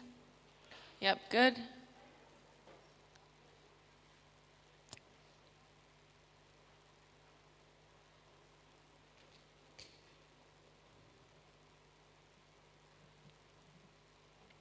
ASEPA Algeria, AFOP Austria, CAPSI Canada, CCPSA Czech Republic, PPSA Poland delegated to CCPSA Czech Republic, ANEF France, BPHD Germany, ISMA FASI Indonesia, PPHSF Pakistan delegated to ISMA FASI Indonesia, IPSA Iran, EPSF Egypt delegated to IPSA Iran, APS Japan, MyPSA Malaysia, KMPSV the Netherlands, QFAS Qatar delegated to KMPSV the Netherlands, FJC PPHA Philippines, NZEPSO New Zealand delegated to FJC PPHA Philippines, APEF Portugal, LPSA Lebanon delegated to APEF Portugal, KNEPS Republic of Korea, JPSA Jordan delegated to KNEPS Republic of Korea, PESFA Romania, NUSPS Singapore, NEPSA Australia delegated to NUSPS Singapore, SPSA Slovakia, DISHA Slovenia, CPSA Croatia delegated to DISHA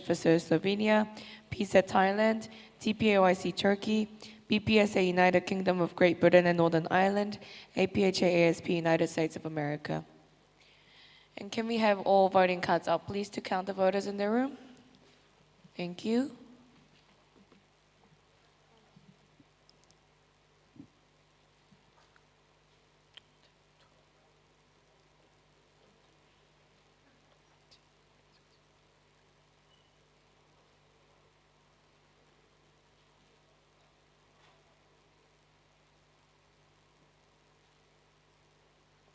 Okay, can we, other scrutineer also counted 31? Did you count 31 as well? Yep, 31 voters in the House, thank you. Thank you. Motion number 40, we need a procedural motion to, Moses is back, unfortunately. Okay, so procedural motion to resume the standing orders proposed by TPAYC, seconded by FJCPPHA Philippines. All those against? Thank you. Motion number 48, proposed by BPHD Germany, seconded by ASEPA Algeria. This, the 69th IPSF General Assembly, mandates the IPSF Executive Committee and the IPSF regional working groups to initiate a campaign aimed at actively promoting and advocating for the policy topic outlined in the recently adopted IPSF Global Declaration and IPSF Regional Resolution. The campaign may encompass activities such as social media and/or public health initiatives. This motion shall be achieved continuously. Now we'll be hearing from the proposer and the seconder. VBPHG Germany, thank you for the floor. So we want to put this motion forward in order to emphasize the policy and advocacy work that we are all doing in our regions and on global level. We feel like all the position papers we do write do not have the same impact as we wish they would to, and that we would sometimes wish that the policy papers are being more focused on. So that's why we want to put this motion forward, saying that all the recent policy topics which we have written in our global declarations and in our regional resolutions as well will be implemented in some sort of way, which could be campaigns or social media activities or any kind of project similar to that, so that members can see and follow that IPSF is following up on their policy and advocacy work, and that we can also support that. So this motion has actually already been voted on and accepted at the European Regional Symposium, stating for our regional resolution being adopted in campaigns, etc. as well. Thank you. Sarah ASEPA Algeria, can you hear me? As what pushed us to second this motion is believing that the policy work of IPSF should be showed more, and this through campaigns either in person or through social media campaigns to further show our commitment to the causes we are writing about. Thank you. Thank you. We will now be opening the floor for discussion.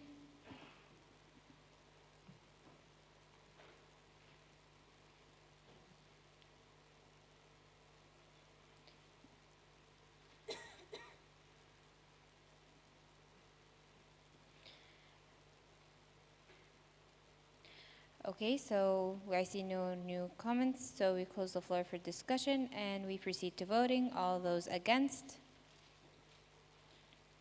All those abstaining? Motion carried unanimously. Thank you.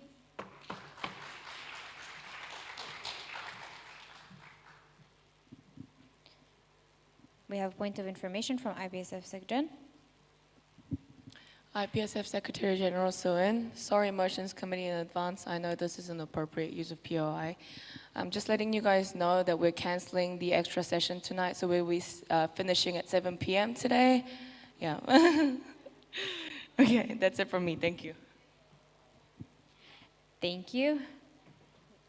Next, we have motion number 49, proposed by BPSA UK and seconded by MyPSA Malaysia.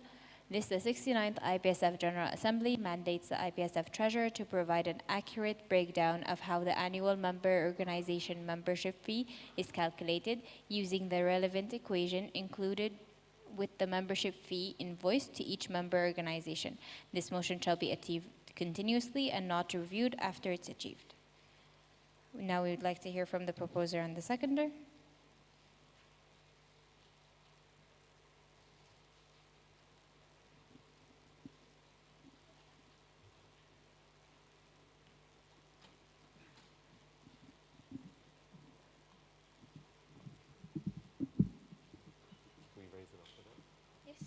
Maybe. Oh yeah. Sorry, I'm short. Patrick Kerr, BPSA UK.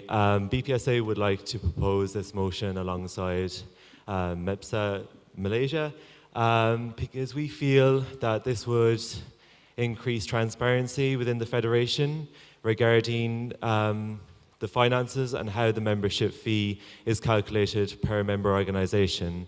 You may be aware that, or you should be aware, you may be aware, that within the official documents there is the equations to calculate the actual membership fee per MO. However, we do feel that contact persons and MOs around the world some may be unaware of this and they may be unable to calculate it and they might not have the relevant knowledge or experience to be able to go away and calculate it independently. So therefore, BPSA feels it's very important that this motion is passed so that the Treasurer clearly outlines the breakdown in costs and the breakdown on the workings of how the fee was calculated, so that once the CP receives that email every year from the Treasurer, they have a very informed and very detailed breakdown of how the fee was actually calculated, and it's not just outlined, this is the fee that you need to pay, and this is the deadline that you need to pay it by. I think it's very important that the Federation really implements this into the practice of the Treasurer's role, because it really helps with transparency and allows the MOs to feel comfortable in making the payment of the membership fee annually. Thank you. Thank you. We'll be hearing now from the seconder, MyPSA Malaysia. Hello, hi, sorry for my voice today. So my PSA Malaysia, Michelle. So yeah, we seconded this motion because we think that it will be fair and also easier for the MOs to further understand the payment, especially for the payment under the IPSF Student Exchange Program. Because I actually heard from some MOs that they said that we can actually request like the treasurer to give our further breakdown. But we think that instead of doing it upon request, we find it easier this way, as my MO actually faced some difficulties in communicating with with the treasurer. So hence, if we do so, if it's included inside the invoice straight away, it will be easier and also efficient in terms of time and also effort for both parties during the release of the invoice since the start. Thank you so much. Thank you. We will now open the floor for discussion. We have a new comment from AFOP Austria. The floor is yours. Alex, AFEP Austria. We would like to support this motion since we think it's a good idea and it does not impose a lot of work to the treasurer. I guess the whole billing will be just done automatically and within 1 hour one could add like the few lines which just add the printout of the calculation. And on the other hand, it will just reduce the work in the future because a lot of people need a breakdown and then the treasurer does not need to respond to a lot of emails. Thank you. Do we have any other new comments? We have BPHD Germany. The floor is yours.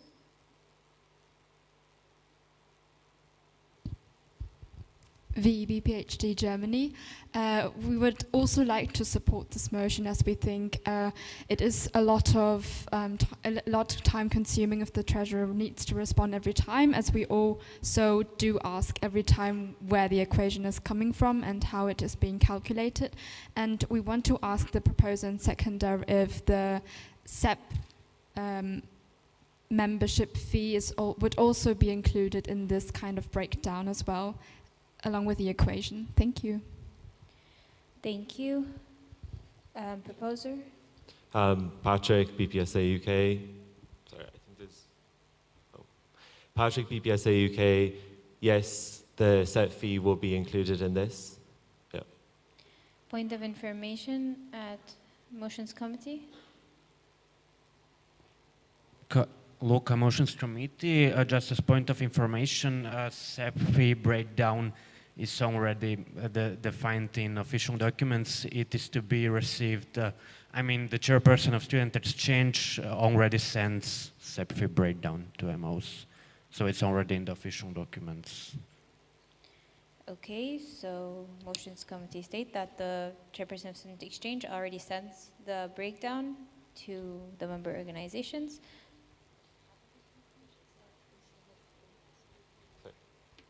Point of information, IPSF executives.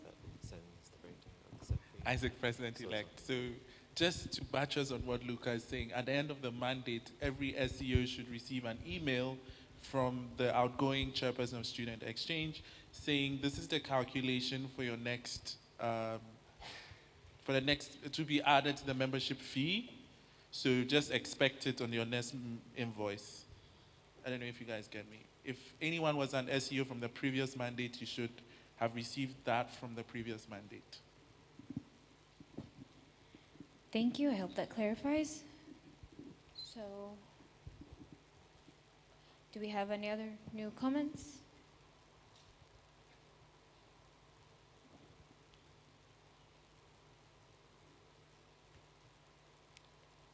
I see no other new comments. We close the floor for discussion and we proceed to voting. All those against?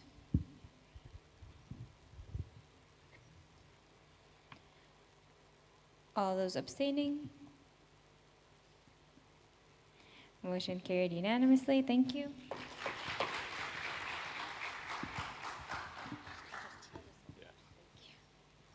Next motion, please. We have motion number 50, proposed by KNPSV the Netherlands, seconded by BPSA UK. BPSA, you'd like to come back to stage? This is the 69th IPSF General Assembly mandates each IPSF regional office to appoint a confidant.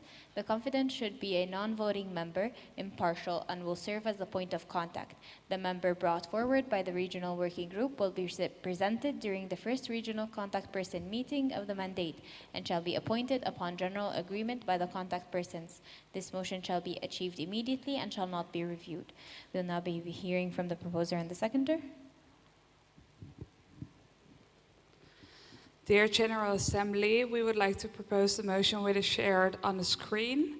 So far, we feel like there's no central contact person who is able to take on any concerns or personal questions from our members.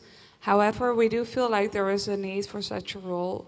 Therefore, we propose for each regional office to appoint a non-voting, impartial member who is able to handle any confidential issues or questions. This person will become the central point of contact for CPs, SEOs, and for any other IPSF positions, as there currently is none. By appointing a confidant, we hope the threshold will be lowered to step up and express any concerns. Of course, any other member of IPSF will be free to express any matters to the confidant as well, if they wish to not discuss this with their respective CP or SEO. There are several ways on how this motion could be executed. For example, the manner in which the confidant must be appointed. Therefore, we are open to any suggestions and amendments from the GA. We do think being able to express any confidential issues is essential. Thus, we want to raise this motion and open up the floor for discussion on how we can best implement this role within the Federation. Thank you. Thank you. We'll be hearing from the seconder, BPSA UK. Dear General Assembly, we the BPSA would like to second this motion as we believe this motion is a crucial step towards enhancing communication and inclusivity within our IPSF community.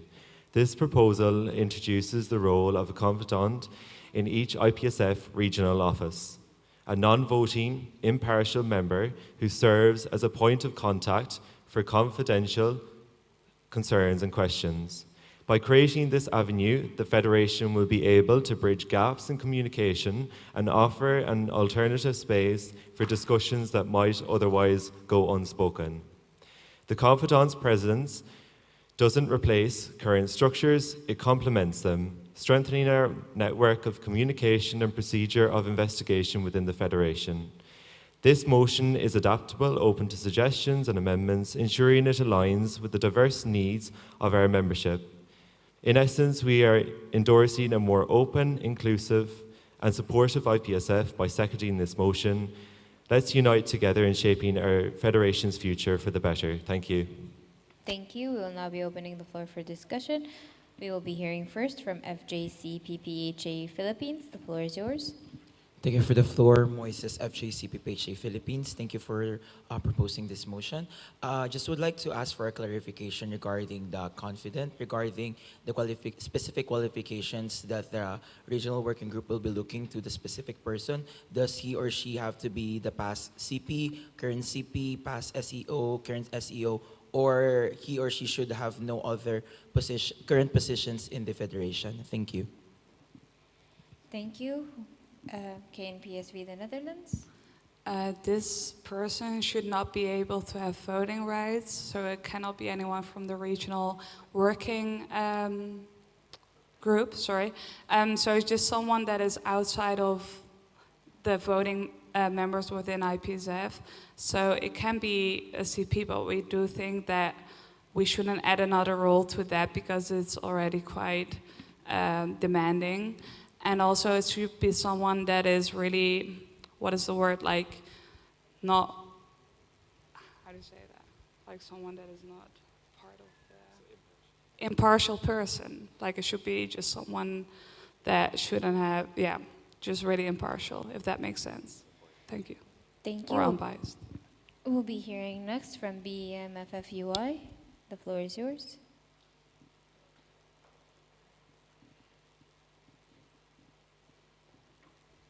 Thank you, Chair. Heidi from BMFUI Indonesia. I would like to appreciate the proposer and seconder for this motion. However, as we all know, maybe the motion committee could also clarify that inside every regional working group, there are already 2 non-voting members, which is immediate past chairperson and the chairperson of the regional symposium. So what difference will this motion bring? Because as far as I see in this motion, the immediate past chairperson can qualify as the point of contact because he or she is already a non-voting member and impartial as well. And even the immediate past chairperson already has experience and qualification, even over people that we might newly elect, if you get what I mean, because the IPC has been there 1 mandate before. So I would like to clarify whether this motion will be like a replacement to that position or not. Thank you. Thank you. I have a direct from BPSA UK. Patrick, BPSA UK. I think we need to be really respectful of all the different roles within the IPSF Federation, also in the regional working groups. The immediate past chairperson has a role to support the chairperson of the regional working group. It's already a role, they already have roles and responsibilities. What we're trying to propose here is something different, so like an impartial person who will act in the best interests of the victim or the member coming forward with their concern. And that's what we'd like to propose. It's not so that they can just reach out to the immediate past chairperson. They already have that position there. This is going to be different. We need to have separate positions, so to make it clear to our members that they can reach out to a person who is impartial, and we want to make our members feel comfortable about doing that and make sure that the manner in which we provide them to allow them to express their feelings and their concerns is done in an appropriate way. Thank you. Thank you. I have a direct from FJC PPHA Philippines. The floor is yours. Thank you for the floor, Moises, FJC PPHA Philippines. I'm sorry if I'm not getting the specific job scope of confident right. May I ask for a really specific situation that would enable this position in the regional working group? This isn't direct. This is more of a new point where you're asking for clarification of a job description. Yeah, because BMFFUI actually mentioned about the job scope. What would be job the scope difference? of it? Okay. So I would like to ask for a For clarification. a clarification, they want a specific job description for this position. Alma KMP the Netherlands, I don't think there would be like a specific situation.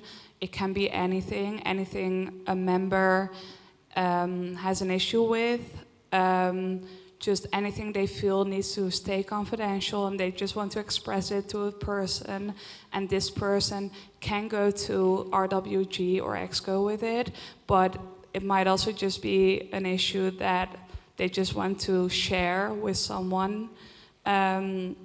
So I don't think there is like a specific example of it. Can be anything, basically. Thank you. Thank you. We have another direct from BMFFUI. The floor is yours. Thank you, Chair. Heidi from BMFUI Indonesia.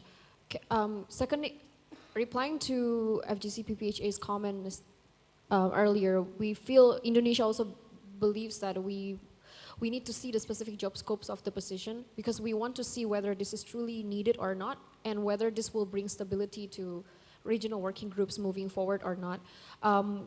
Is it okay for you to explain any previous examples that lead you to propose this motion? For example, in your regional office, what kind of situation you cannot confide in your regional working group that motivates you to bring this motion in the first place? Thank you.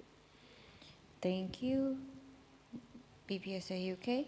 Patrick Kerr, BPSA UK. I think it's really important that we take a step back and really look at the positions on the RWG and that we don't, this is not a case of pointing the finger at a particular position and saying that they're not open enough, they're not transparent, they're not open and accessible to our members. It's about making our members feel more comfortable approaching a particular person who is impartial, who has non-voting rights, who they can trust and they can place their confidence in. The reason why we're proposing a specific and an actual person to do this role is so that they don't have to approach a big committee like the Regional Working Group or EXICO or a committee, another committee or another group of people, so that they can place their confidence in one person and that one person can relay that information to the appropriate and relevant people within the Federation. I think this is more acting on the best interests of our members. It's not trying to cut down on roles. Again, as we said, this position would be a non-voting member and they wouldn't have voting rights. So I think it's really important that the whole GA really understands the best interests of our members and that we provide an opportunity for our members to share their concerns through an impartial, non-voting person. Thank you. Thank you. We have another direct from IPSF Iran. Dorian Ifsairan. Actually, I wanted to ask that what is the difference between the role that you're trying to put in from, for example, for CPs, I believe that in case of any problem or anything, they can reach out the RRO, or for the SEOs, they can reach the SEC buddies. So I want to know what is the difference between these, and if the person is only the one who transferred the information received to another person who is responsible, this role still doesn't have any function, it's not going to take any actions, so only the workload of the other person in the RWG or in the whole EXCO is going to be more with receiving ideas from different people. Thank you.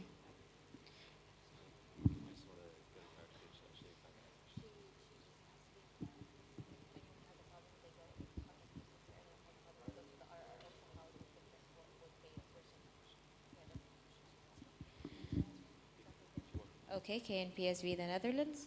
On that campus with the Netherlands, this person would just be the central point for SEOs and CPAs, but also any other members. So also for members that don't want to reach out to their CP SEO, but directly to a different person, this role could take that on. So it would just be a centralized person that takes on everything, not only for CPs or SEOs. Does that make sense? Okay. You have to be on the list. So we will be hearing from Observer Direct. Wisa Rahmouni, Observer. So I think that what will be done after this member is appointed, this confidential member, after he is appointed and someone just like makes a complaint to this member, what is the next step? I guess that this person will go directly to the RWG, but then what will happen? What is expected from him after receiving complaints? Okay, KNPSV, the Netherlands. Anna KNP's with the Netherlands. It also depends on what the member is wants to do with it. So, for example, if the issue needs to be addressed to the EXCO, this person can do that, and then an investigation will be set in place. So that is actually already written. I'm not sure if it's in the official documents, but there is already a procedure for that. So that procedure will just be followed. This would just be a person that is central to the role of, as a contact person for this information, and they will do what is necessary to, proceed that to EXCO, and they will take it on further. Thank you. We have another direct from BPHD Germany. The floor is yours. VBPhD Germany. So we would like to provide our perspective on this, since we also have this kind of, we call it the advisory board within the BPHD. Those are impartial members who can also not vote, and they serve as the person to attend the meetings and to show their presence, to show their support, and to be the person to have an open ear if there is a member within the board having troubles or having any kind of explanation, questions. And so these advisory board members would sit in the meetings of our departments, and they would be appointed, or they would they would apply for this position at our National Congress, and then they would be voted upon, and after that they would serve as a mediator between the board, between our EXCO and the other board members.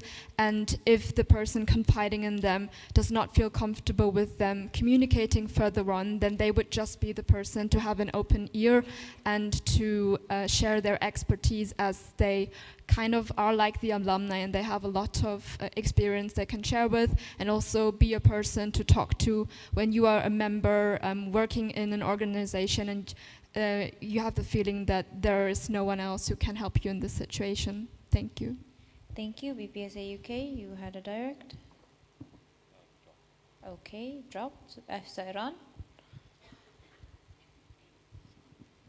Dorian EFSA Iran. So I just wanted to clarify that the job description of this person is just like any member of any member organization can reach to this person, and also this person can reach to all the regional working groups and the EXCO. Is that what it should be. So isn't that for a person hard to have reach all the members and also all the RWG and the EXCO? Thank you. Thank you.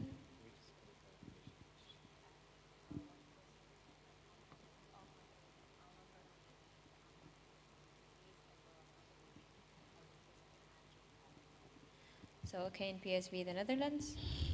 On the KNPSV the Netherlands, so this person doesn't need to reach out to any MO. It would just be stated that this person can be, yeah, it's like a confidant, so people can reach out to them. They won't reach out to the MOs. And for example, it can also be stated in the code of conduct. There's already like a line there where people can reach out to, so this person can be added to that. I guess it's a document as well. Thank you. Point of order?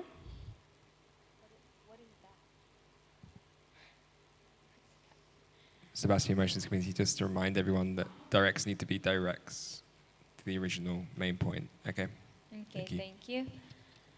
Next we have APHAASP USA. Oh wait, we have a procedural motion from UPF Portugal, sorry. Beatriz UPF Portugal, we would like to raise the procedural motion to close the floor for discussion on this motion. Thank you. Thank you. Seconded by KNAPS Korea. All those against?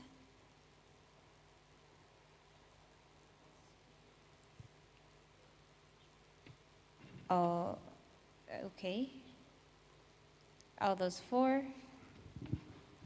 Okay, we're gonna have to repeat the voting. If Saran, please decide. All those against?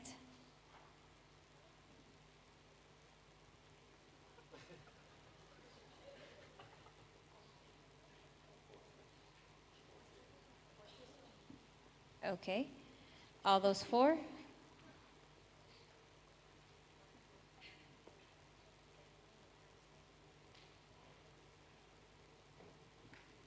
Okay, something is definitely wrong with this.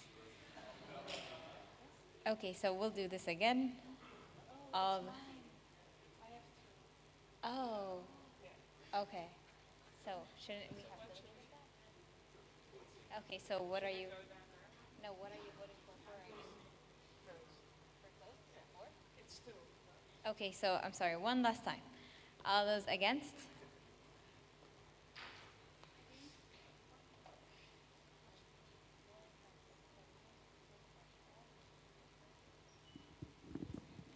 Okay, all those for?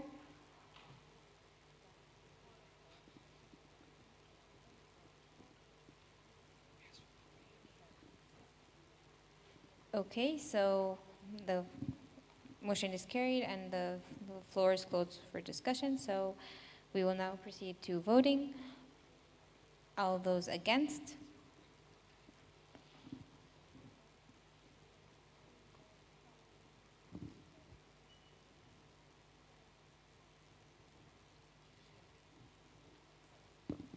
All those for?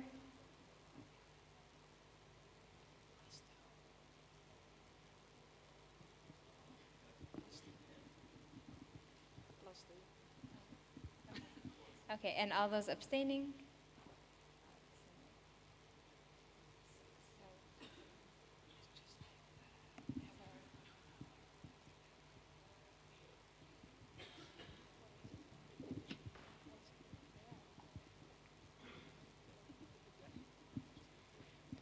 Okay, so the voting results are, it's not there. For 14, against 17, abstaining 0, so motion not carried. Thank you.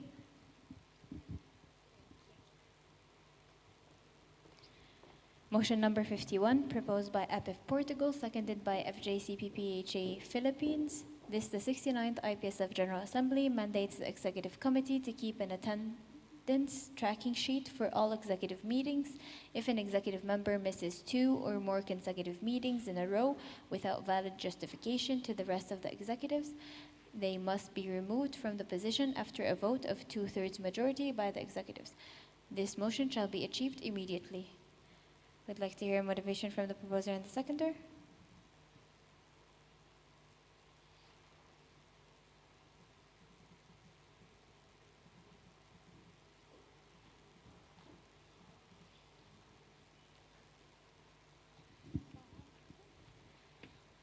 Okay, so Valer IPF Portugal, we propose this motion with the aim of creating an official way of keeping track of the executive committee members' attendance on their meetings, since for now there is none. We do believe that as the face of such a federation as IPSF, it is crucial and this should be more regulated in order to guarantee the best workflow and accountability. Thank you.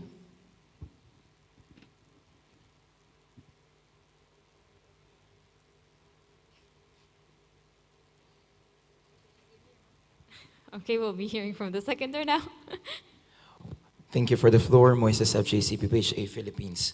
Our stand for this motion is a resolute step towards establishing a robust mechanism that meticulously tracks the participation of executive committee members during meetings, a crucial procedure that is currently absent.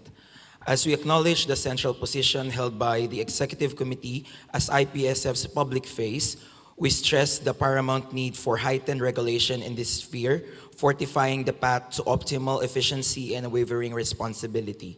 With unwavering conviction, FJCPPHA, together with APEF, advocates for the Executive Committee to be held responsible for any unexcused absences, echoing the same expectations that holds associations and full members accountable for maintaining active involvement.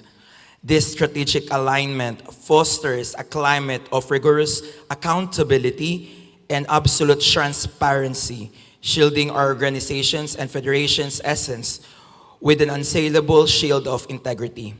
By doing so, we safeguard against the insidious cascade of unaddressed absences leading to inertia throughout their tenure, ensuring that every thread of our federation remains tightly woven in purposeful action. Thank you. Thank you. We will now be opening the floor for discussion. We have a clarification from AFOP Austria. Alex, AFEP Austria, how many members does the EXCO have and how many votes would be needed for a removal? Okay, so How many are the EXCO and how many two-thirds? so the EXCO members are 17. I'm not sure as well. Okay, we have point of information from IPSF executives. IPSF Secretary General Suan, thank you for the question. So we have 17 executive members, but 2 of them are non-voting. So we have 15 voting members. In order to reach 2/3, we would need 10 votes from the executive committee. Thank you. We have another clarification. It's from Scoops Algeria.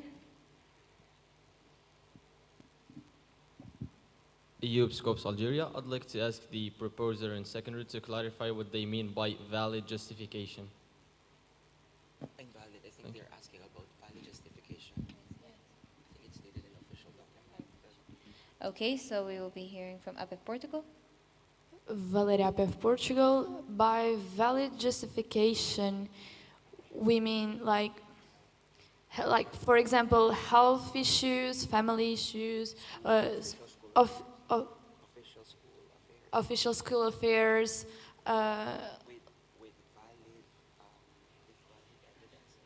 with valid evidences. Thank you. Thank you. We have another clarification from ASEPA Algeria. Sarah Asepa Algeria would like to ask you if by meetings you mean EM or just regular meetings? Valid IPF Portugal, all the meetings. Thank you. Thank you. We have a new comment from BPSA UK. We have a direct comment from BPSA UK. The floor is yours. Patrick Kerr, BPSA UK. BPSA feels comfortable with the majority of this motion. However, our concern lies with the proof and the valid reason, because we don't want to make it too restrictive on the people who are actually working in the roles themselves to provide exact proof as to why they weren't taking part in the meeting. I think given a reason and given a valid reason, in our opinion, from BPSA, is quite valid. We feel by proposing a motion that includes for the role or for the person to actually provide written proof or actual proof that they're not able to attend is just a bit abstract and not very helpful, really. Thank you. Thank you. We have a clarification from AFAP Austria. Alex, AFAP Austria, is there already a way for the EXCO to vote out other members of the EXCO? Okay, so we will be taking this point of information first. So IPSF executives. Ryan, IPSF President, point of information, yes, there is a way. Currently, you need a unanimous vote from all EXECO to remove someone from the Executive Committee from their duties. Thank you. Yes. Okay, so we have a clarification from FJCPPHA Philippines to the Motions Committee. Thank you for the floor, Moises, FJCPPHA Philippines. I would like to ask the motion committee regarding the official documents if there are any stated situations regarding valid justifications of absences, because if I'm not mistaken, we do have these valid justifications in the official documents regarding either the resignations or the removal of executive committees. Thank you. Okay, we'll just give the Motions Committee a moment to find it in the official documents.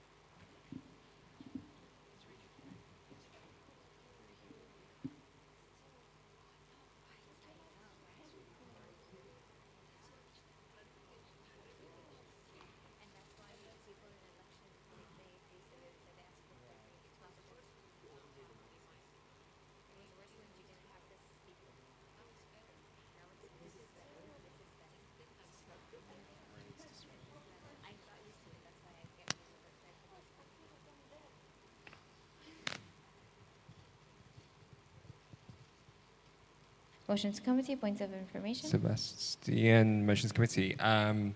So there isn't any mention of what is a valid reason in official documents.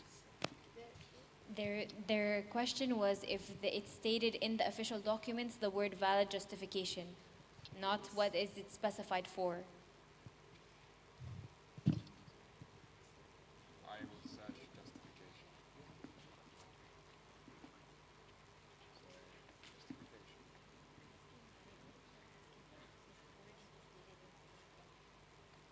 Valid justification, definition. I just said no.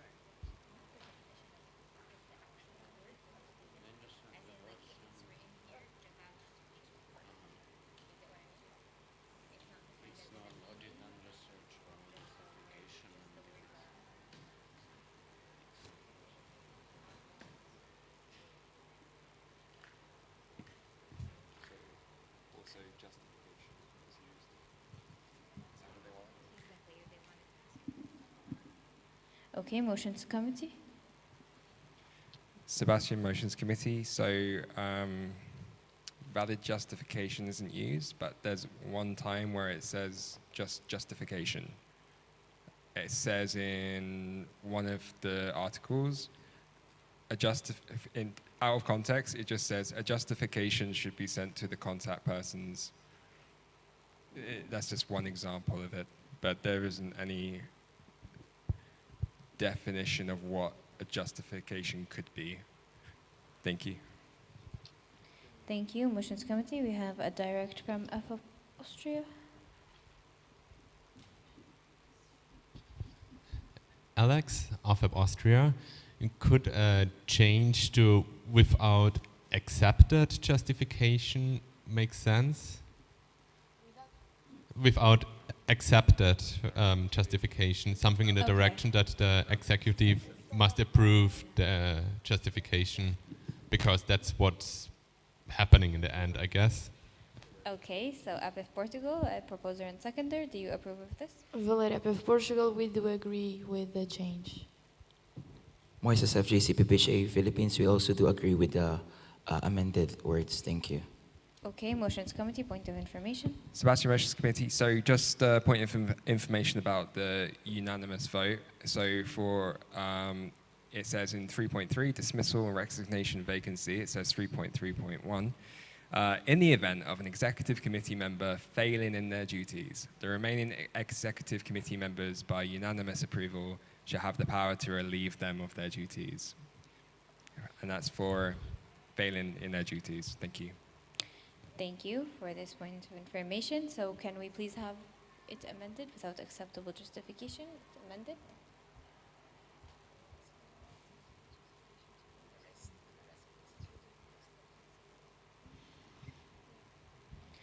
We have a clarification of Austria. Alex, AFAB Austria. So, clarification of the impact and how it would work out. So it says after 2 meetings without the acceptable justification, there needs to be a voting. So the voting is triggered by 2 absences. But when the voting does not remove the EXCO member and the EXCO member just stays absent, will that voting process ever trigger again, or can he just choose, or can they just choose to stay absent if they somehow pass the first voting? Okay.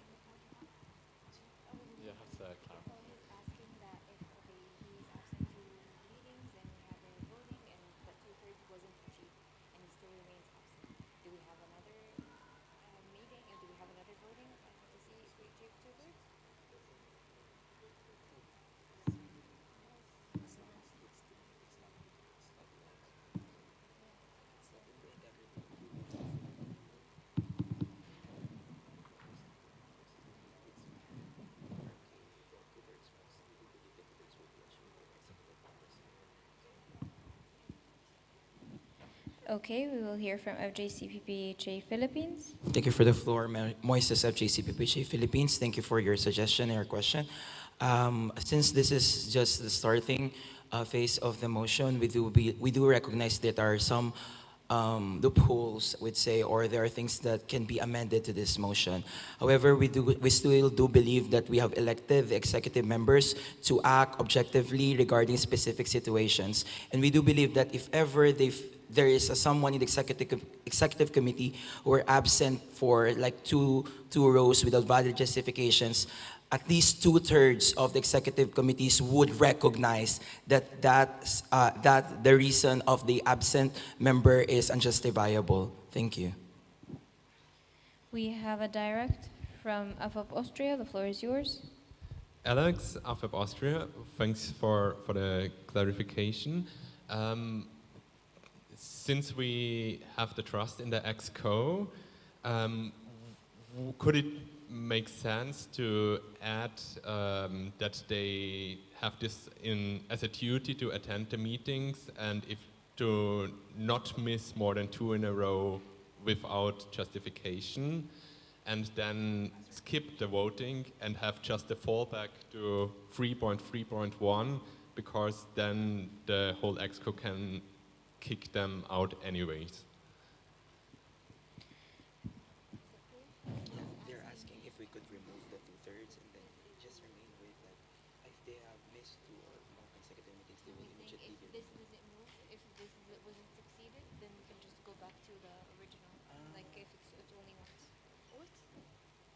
So, I hope just to clarify, you're saying that when the 2/3 isn't achieved, we go back to the original, what's in the official documents, that we got a unanimous vote from the executive since they failed their duties anyway.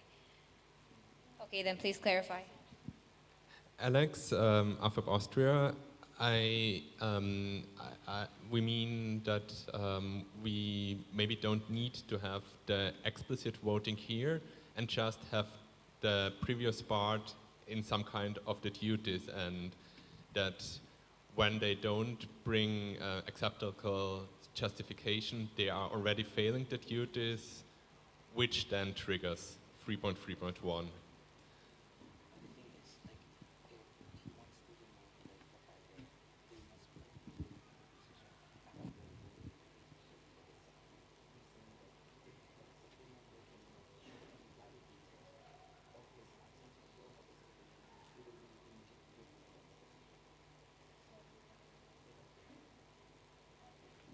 So you're suggesting that he would be removed without voting if not provided an acceptable justification?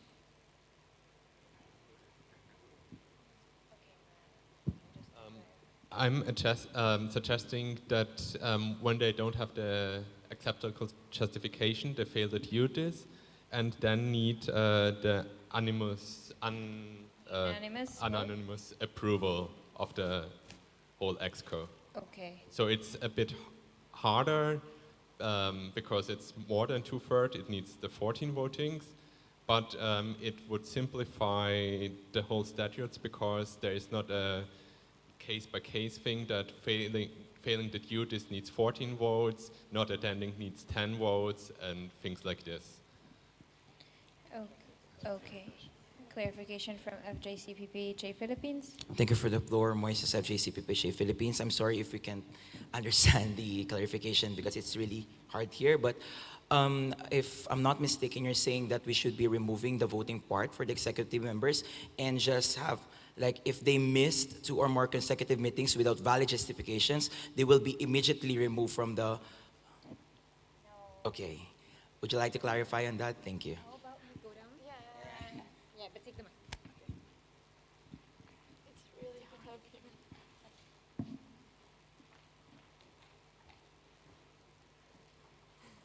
Okay, no, don't go all the way there, just next to the stage. Next to the stage, yes, sure. Perfect, thank you. Please clarify, AFAP Austria. Alex, AFAP Austria, instead of going to the voting part when they fail to give justification. Can you please read what you're trying to amend? So we keep everything in the same sense as if an executive member misses 2 or more consecutive meetings in a row without acceptable justification to the rest of the executive. They fail their duties in that direction, and then we have a fallback to the 3.3.1, which already deals with failing the duties.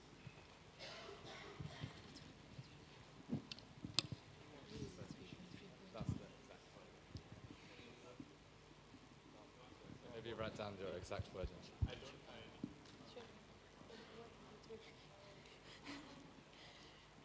You open your eye.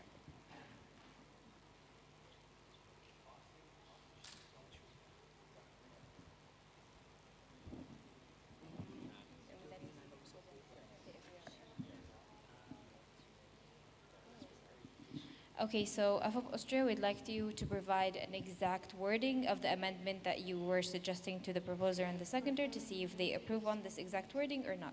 So I'll just give you a second to gather your thoughts and think of an exact wording for this motion.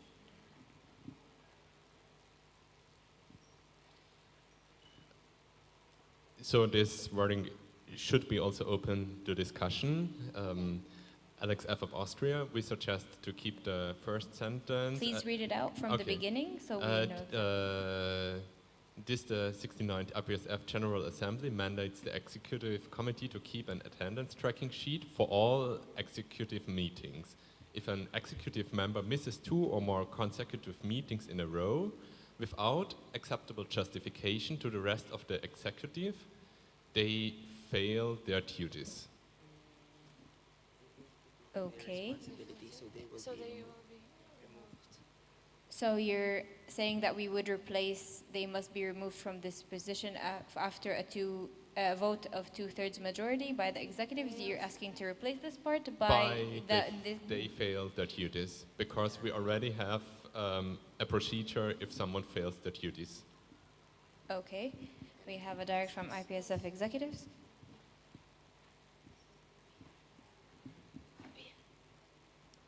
IPSF Tech Gen 7.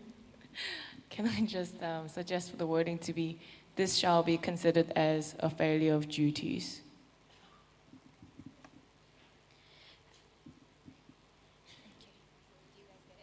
Yeah, they have failed the duty, so basically it will be under 3 points. Okay, so proposer and seconder, do you agree to this amendment? Valeria for Portugal, we do agree with the amendment. Okay. Clarification. Okay, so clarification, KNPSB the Netherlands?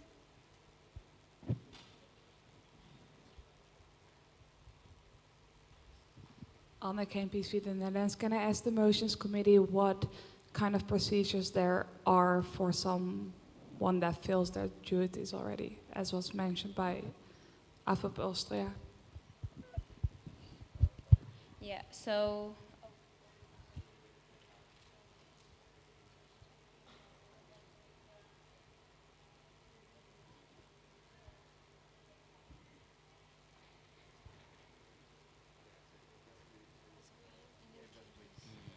Because that will be viable for if in case that they fail to do their duties, they are viable for 3.3.1.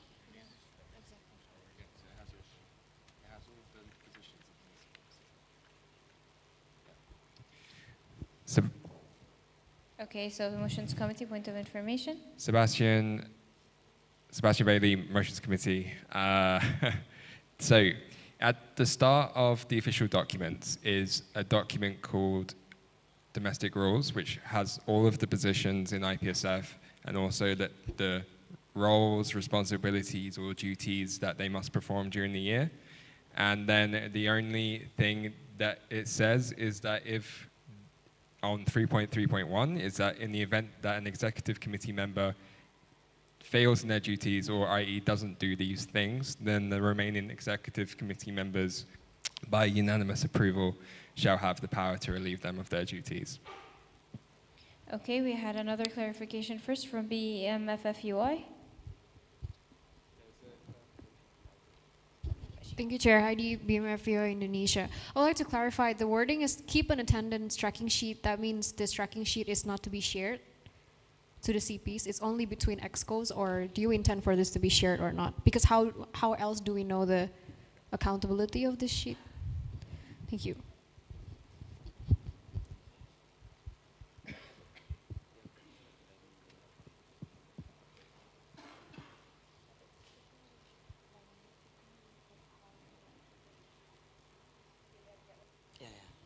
Okay, so ABF Portugal.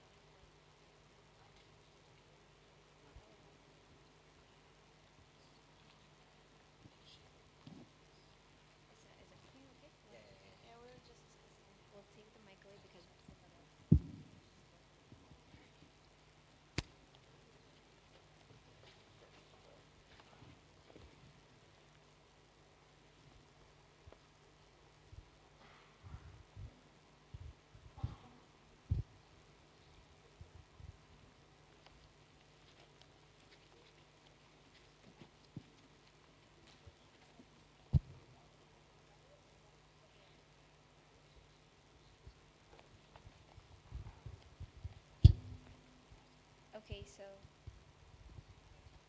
Yes, sorry. ABF Portugal.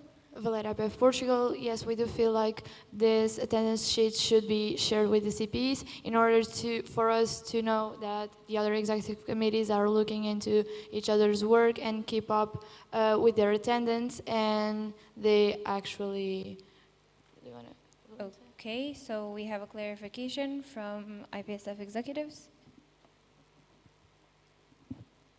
Isaac, President-elect, I just wanted to clarify what Sebastian was saying, that currently as it stands now, the list of duties do not include attending executive committee meetings. So if we wanted to, if we wanted to make this motion redundant but still flow with the spirit of the motion, then we just need to change the official documents to include under the roles for all of executive committee that one of the duties of executive committee members is to attend executive committee meetings online and in EMs.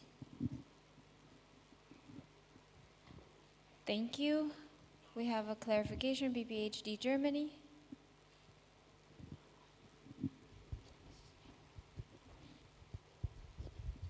VBPHG Germany, we would like to receive a clarification from the motions committee to why you have not communicated with the proposer and seconder in the first place. Thank you. Okay, motions committee.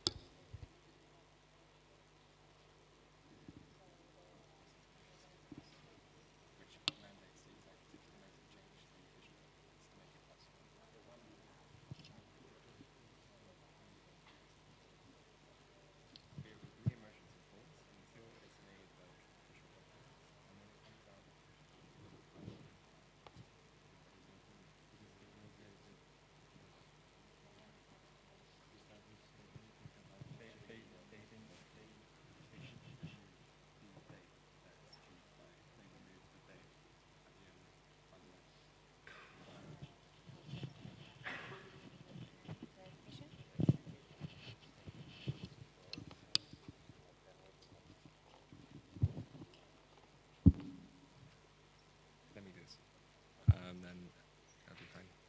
Okay. Sebastian Motions Committee.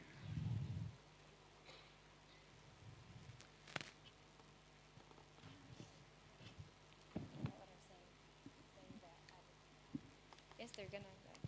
So, Sebastian Motions Committee. So, originally the motion was different from what it is now, and we provided the proposer and seconder of all the information that they needed that was related to the spirit of the original motion. It's our understanding that when a motion is approved, it then goes into motions in force, which kind of prompts EXCO to make this amendment to the official document anyway, so then it can come out of motions in force eventually. So this is the reason why we have motions to make changes like this possible. Thank you.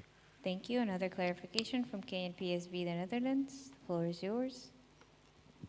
Anne KNPSV the Netherlands, just to clarify to the motions committee, now it's stated here as 2/3 of the majority is needed, but in the official documents it's... No, they're working on fixing the wording right now. No, but I wanted to ask, like in the, sorry. Go ahead. That in the official documents it's stated as all, it must be... unanimous. Unanimous. Yes.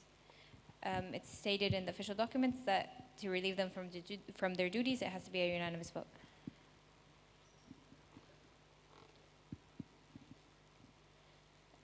Okay, so we had directs from BPSA UK first.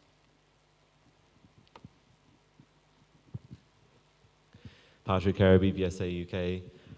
BPSA's concern with part of this motion is the fact that what happens to the role when they have failed within the role? Who takes on that responsibility? So we'd like to ask this question to both the proposer and seconder, because I think it's a very important question to ask, because at the same time, whilst we understand the motion and we really want to encourage and maintain the correspondence between the correspondence between the executive members and people in their roles, and make sure that they stay in contact, and to make sure that they're always available throughout their mandate. It's also important to remember and to kind of consider the implications of removing a person from their role, given the fact, because right now, if they fail to attend 2 meetings in a row without acceptable justification, we don't know how they were throughout their previous mandate. So they could have been active, they could have been doing their work, perhaps they mightn't be attending meetings, which is quite disappointing, but they could be doing their work on the side. So what would happen in the event of they don't attend 2 consecutive meetings without acceptable justification, and the role is left vacant now because they failed to attend? What happens to that role? Does other people on the EXICO take on that position, or within the RWG, do they take on that position, or is the duties assigned to other people? I think we just need a bit more understanding around this. So I would like to ask that question to both the proposer and seconder, please.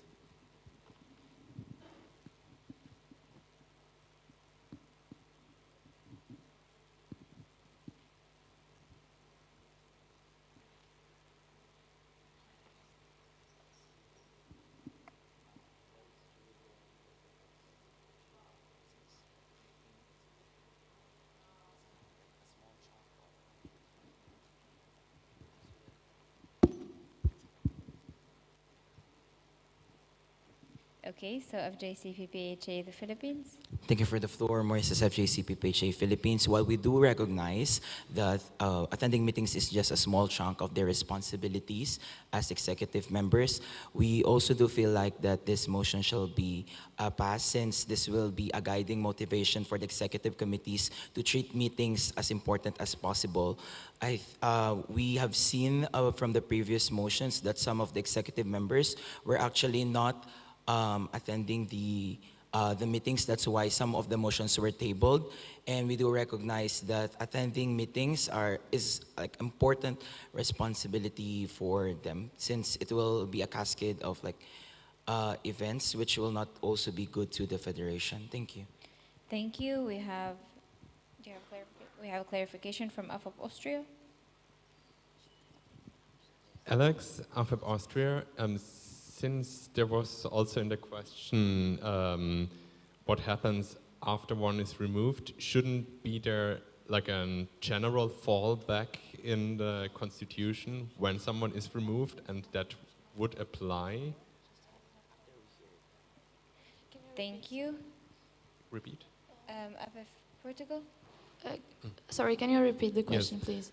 So the previous question was about what happens after the person is removed from the EXCO. But there are already ways to remove the person, or that a person leaves the EXCO, and shouldn't be there already a procedure in the or in the official delegate about what's happening next, or is there none? Okay, we will direct this question to the motions committee.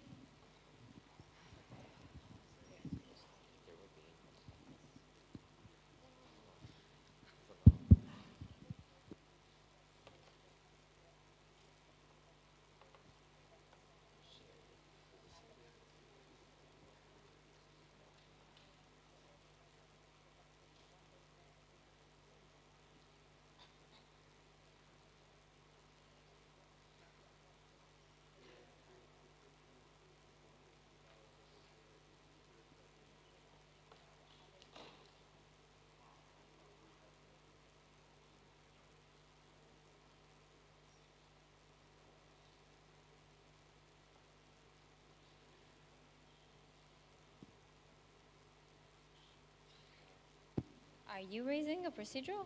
Yeah. Okay. AFF Portugal. Yeah, but okay. We'll just finish the point first before we know what your procedural is.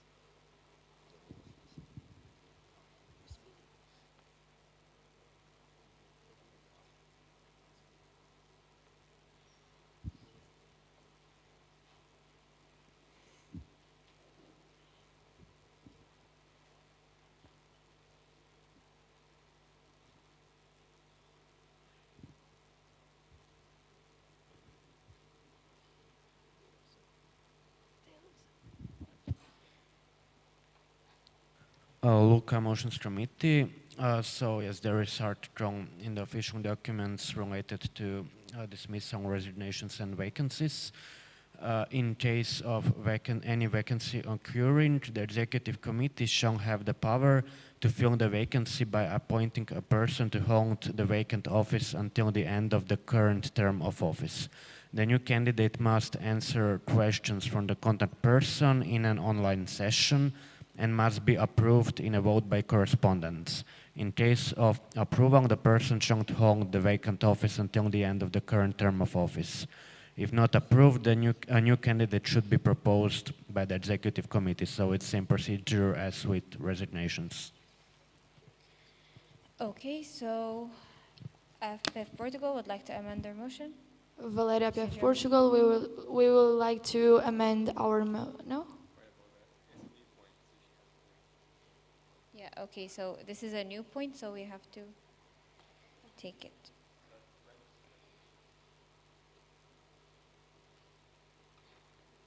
Okay, so we'll just go through the directs. APHAASP USA.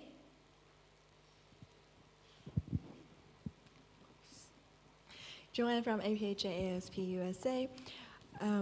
I just have a concern with the wording misses 2 or more consecutive meetings in a row because, well, since I don't know how many meetings EXCO has in a year, but... Yeah. APHA, I'm sorry to interrupt, but this isn't a direct, this is a new point because you're talking about the wording and not what was related to the topic, which was about the last part, considered a failure in their duties. That's what we're directing on. So, this is am I correct? Are you talking about the failure of duties, or are you talking about amending a wording, or are you adding a new comment about the wording of the motion? I'll make it an amendment then. Just okay. Thank you. I just want to make sure that all these directs are on the when we passed the failure in their duties. We added this. That's when we. Okay. Thank you. So alpha dropped. So we had next KNPSV the Netherlands. Oh, you have a clarification from BPSA UK? Sorry. Patrick Kerr, BPSA UK. So my clarification is to gain some more understanding around, again, it was brought up as a direct point, but this is going back to the previous point that I made, and I asked the question to both the proposer and seconder, but the answer wasn't really sufficient. It didn't cover the question. Again, if the executive committee member fails to attend the 2 meetings, then you are left with the position of IPSF Exico basically trying to appoint someone into that new position because they have failed within their position, they're removed. So again, going back to my previous point, how can the executive position, or how can Exico continue to kind of maintain the stability of the federation and maintain structure and stability within the role that would be left vacant and absent due to failure of attending 2 consecutive meetings in a row? How can the executive committee always appoint people appropriately into the vacant role? Thank you. Thank you. IPF Portugal. Valeria IPF Portugal. Our main motivation here would be for executive members that are not as active in their roles, and so keeping them for the position wouldn't be beneficial for the structure itself. So by appointing a new person for the position, it maybe would be like the best case to resolve maybe inactive portfolios, bad management, team management, and so and so. So that's why we were suggesting this. Thank you. Thank you. We have a direct from KNPSV the Netherlands. The floor is yours. I'm at KNPSV the Netherlands. So regarding this, we also believe that the position must be filled until there is a new person. So wouldn't it be possible to amend the motion that the person that is voted out will just stay in the executive committee until a new person has been elected? So still the duties can be fulfilled, but yeah, you understand what I mean. Okay, so APF Portugal. Well, APF Portugal, we do accept the amendment. Okay, we have point of information from IPSF executives. Thank you, IPSF Secretary General Suen. According to Article 3.3.3 in the official documents, it says, in the case of any vacancy occurring, the Executive Committee shall have the power to fill the vacancy by appointing a person to hold the vacant office until the end of the current term of office. So I feel even if we don't include that in this, automatically we will be appointing somebody to fill it anyway. Thank you. We have another point of information or clarification from Motions Committee. Sebastian, Motions Committee, can KMPSV clarify if they asked if the person that gets dismissed from a unanimous vote remains in their position until the position is filled? Okay, thank you.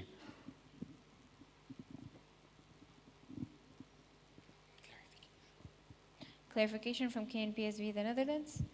On the KNPSV, the Netherlands, can I then just clarify that what Suyin just mentioned is that that is already stated in the official documents?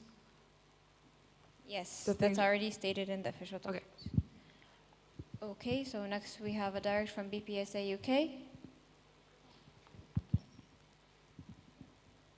Patrick Kerr, BPSA UK.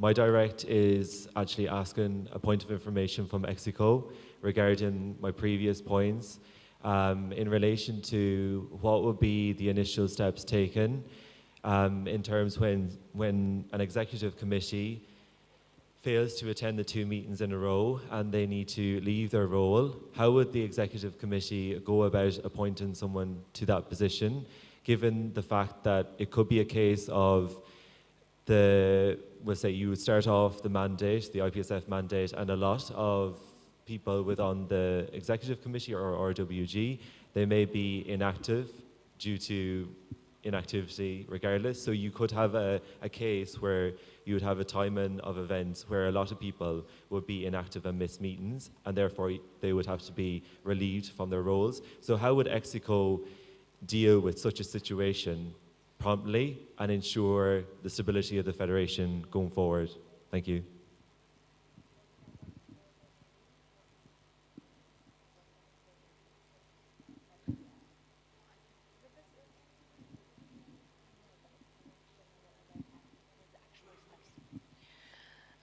IPSF section, so in clarification, so from our understanding, both KMPSV and BPSA is asking for clarification regarding the gap between somebody being dismissed and somebody being reappointed. The office might remain vacant during that time. How do we ensure stability during that office vacant time? Is that right? Okay.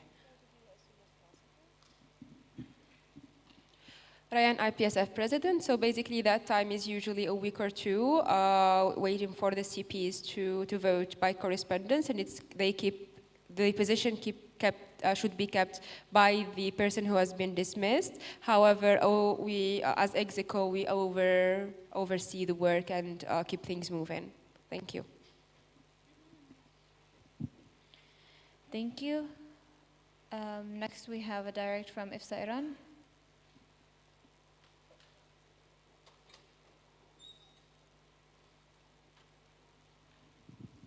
Dorian IFSA Iran. So the point that I wanted to mention about the failure in the duties, I just wanted to know that I believe that attending meetings is an important thing, but if the person is not attending the meeting, for example, for the reason of forgetting it, which is not acceptable, but the duty is running very well and doing the activities correctly and well done, what is the action that you want to take regarding that?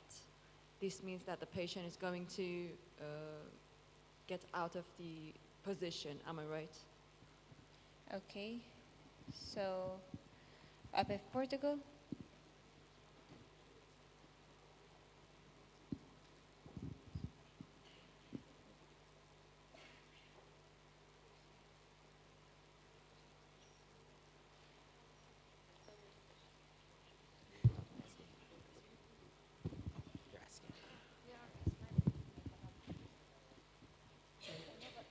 APF Portugal, answer. Yeah. FJC, PPHA, Philippines. Thank you for the floor, Moises FJC, PPHA Philippines. I do believe that, we do believe that not even though the person is like doing the job responsively, not attending the meeting is also a negligence of the job. So we can say that he is doing his responsibility if he is not attending the meetings, because meetings are supposed to be done in order to ensure that every excos are well aware of what's happening and they are resolving the issues that is like in the agenda of the report. Thank you. Thank you. We have a point of information from APF Portugal. Beatriz of Portugal. What was stated before in what was the previous point of information regarding the official documents, it says that in case you fail your duties, the EXCO votes if you are dismissed or not. So something like forgetting should not apply to this if the rest of the executive does not vote unanimously on this. Okay, so the direct is dropped. Our new comments would be from BPHD. We have first a new comment from APF Portugal. You wanted to add? Okay. So BPHD Germany, new comment. Oh, sorry, point. Okay. The BPHD Germany. So we would like to amend the motion to include that this would apply to members who are not replying to emails and not doing their work, because we are afraid that missing meetings alone is not enough of a reason. Thank you. Point of order from Motions Committee. Sebastian, Motions Committee. When MOs are given amendments, it would be best if they provide the exact wording that they want their amendment to be first when they give the amendment, and then the proposer and seconder can agree or disagree with the wording, and then we can debate whether we should accept the motion and the amendment and give like proposal speeches and such. Thank you. Thank you. We have another point of order from IPSF executives. Thank you for the floor, IPSF Section Suin. I just want to remind the floor that we have 4 hours tomorrow for our final session, and we have less than an hour and a half left of the session as well. And we still have about 8 incoming motions to go through just from member organizations, a couple more from EXCO, as well as EXCO proposed changes to the official documents. So if we really don't want to take back the extra session that we have tonight, we should be efficient and concise with our discussions. Thank you. Thank you. VPHD Germany, would you like to provide an exact wording? Technical from APHA ASP USA. Joanne, APHA ASP USA. I had a new comment, but it's not on there. Okay, thank you.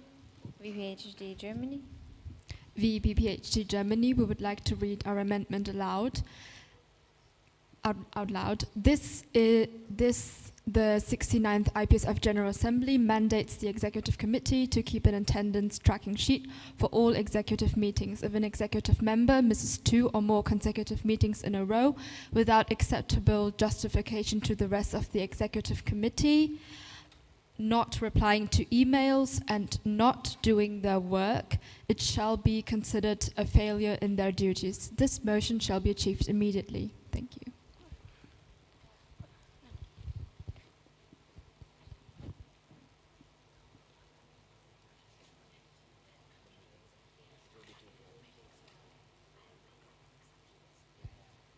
Okay, so APF Portugal. Valeria APF Portugal.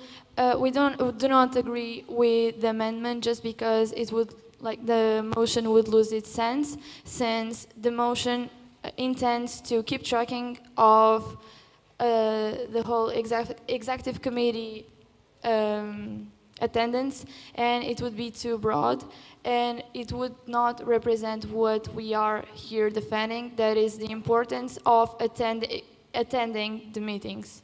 Thank you. Thank you. So proposer and seconder, do you not agree? No? Thank you for the floor, Moises FJCPPJ Philippines. We also do not agree with the amended motion. Thank you. Okay, so in this case, we need a seconder on the amendment. So on the amendment, seconder on the amendment. Do we have a seconder on the amendment? We do. We do have IPSA Iran, so we open the floor for discussion on this amendment.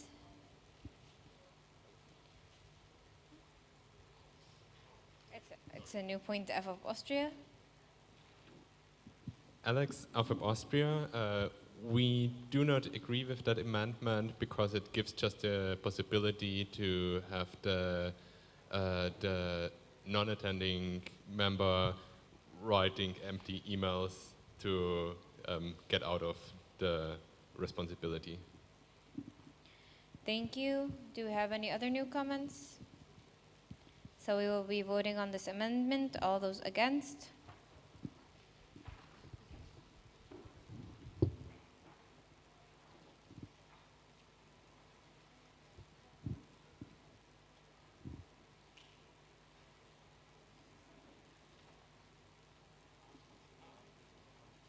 All those for? For?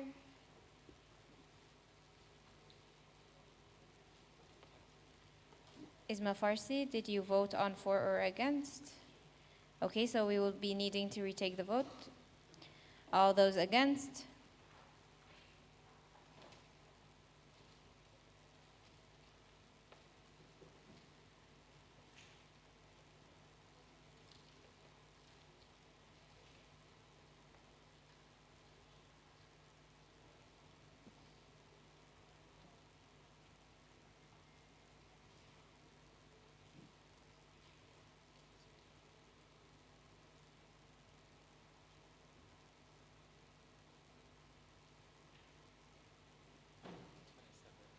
All those for?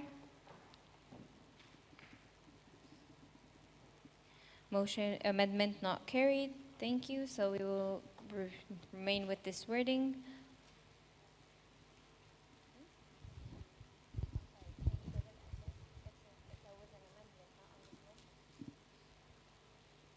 Okay, so we will be back to the list, which is BPSA UK, new point. Drop. Thank you.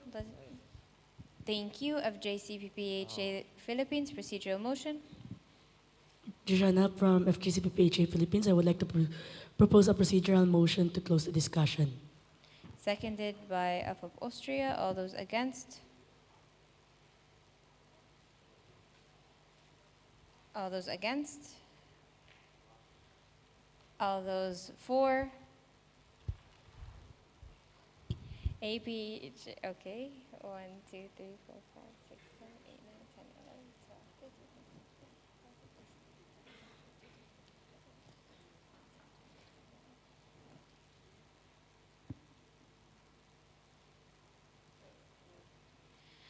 Thank you. The floor is closed for discussion. We will now proceed to voting on this motion. So all those against this motion?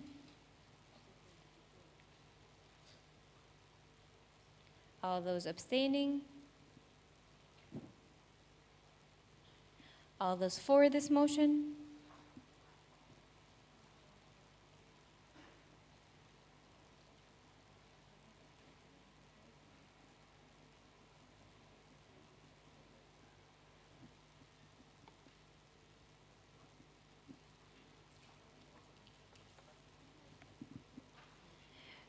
Motion carried unanimously. Congratulations.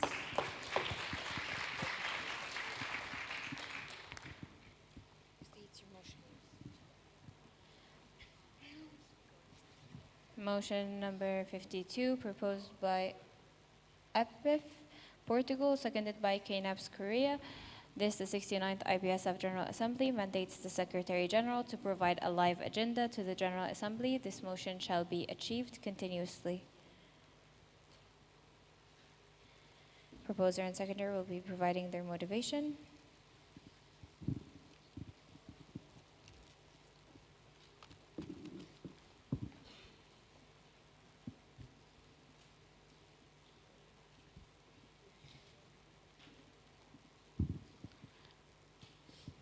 Beatriz APF Portugal. We propose this motion because, as we've seen throughout this whole GA, a lot of MOs talked about how they didn't know which, since there were so many changes to the agenda, a lot of motions were tabled. So, to avoid confusion within the member organizations, we propose this motion so we are more aware of how the GA will be going. It will also help us prepare better for the discussions, because we've seen that some very important discussions could have been held here, and perhaps some member organizations did not know when they were going to be discussed and did not prepare adequately for them. So yeah, this is our main motivation. Thank you. Thank you. We'll be hearing from the seconder, KNAPS Korea. We KNAPS would also like to strongly second this motion. As experienced in the General Assembly this year, there were a lot of changes in the motion of the agenda and the motion's order due to time, such as but not limited to the time constraints when the speakers are not available in the assembly. So we're not updated about the motions that we could prepare ahead of time. So we strongly want to say that we need to have an update of the motions orders so that we can have our comments prepared ahead of time, and in the worst case, when we are skipping some motions, we might come up to a point where we have to discuss about motions that we weren't able to prepare the day before. So I think this motion has to be carried forward. Thank you. Thank you. We will be opening the floor for discussion. We have first AFO Austria. The floor is yours. Alex, AFAP Austria. We believe that motion is a good idea, and we also don't see a problem in the workload coming towards the Secretary General, because our only OD at this World Congress also manages themselves to have a live ticker with updates on how many votes we had and what's going on during the whole time. Thank you. We have a new point from KNPSV, the Netherlands. The floor is yours. On the KNPSV, the Netherlands, we think that this motion is really is a good one. Could you please clarify on what the live agenda would look like? Because we know that EPSA has one. Do you think it should look the same, or what do you want the live agenda to include? Thank you. Thank you.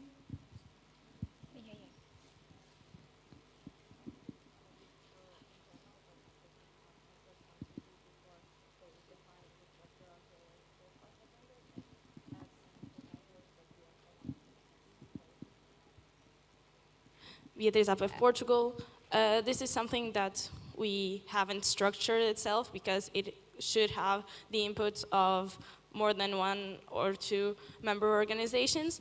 As an association that has worked with EPSA's live agenda, we do think that that one is pretty good and could be a baseline for what IPSF's one could be, but we always need to clarify with other CPs on what they want or not for this live agenda. Thank you.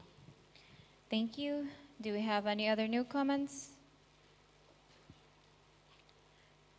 I see none, so we close the floor for discussion and we proceed to voting. All those against? All those abstaining? Motion. You're abstaining? Okay. Okay, can I please redo the voting? So all those against? All those abstaining? All those for?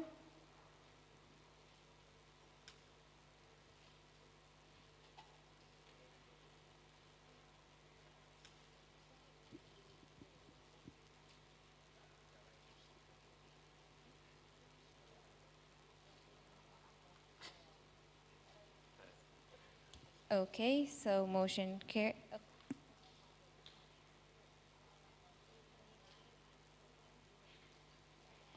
Okay, so the voting results are 429, against 0, abstain 2, motion carried. Thank you.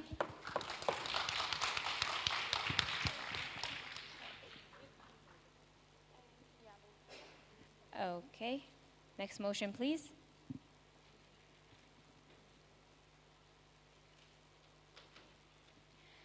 Motion number 53, proposed by IPF Portugal, seconded by BEMKMFA UGM Indonesia. This, the 69th IPSF General Assembly, mandates the reception committees of IPSF events to allow a group payment method in all registration phases. This motion shall be achieved immediately. We'll hear from the proposer and the seconder.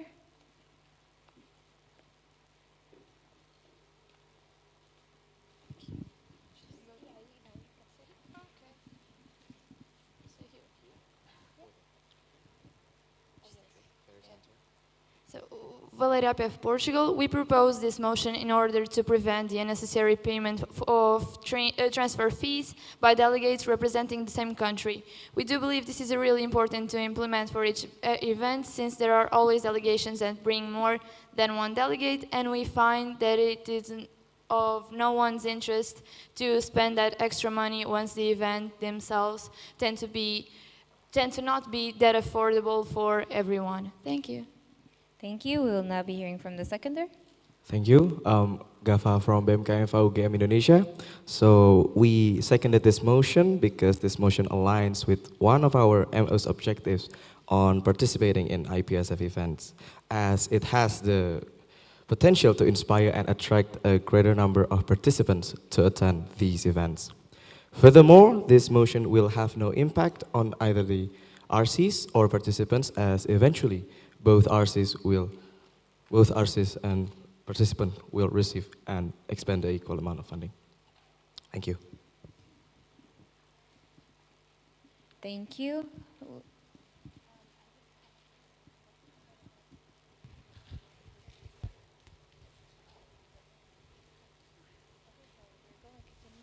Okay, so we open the floor for discussion.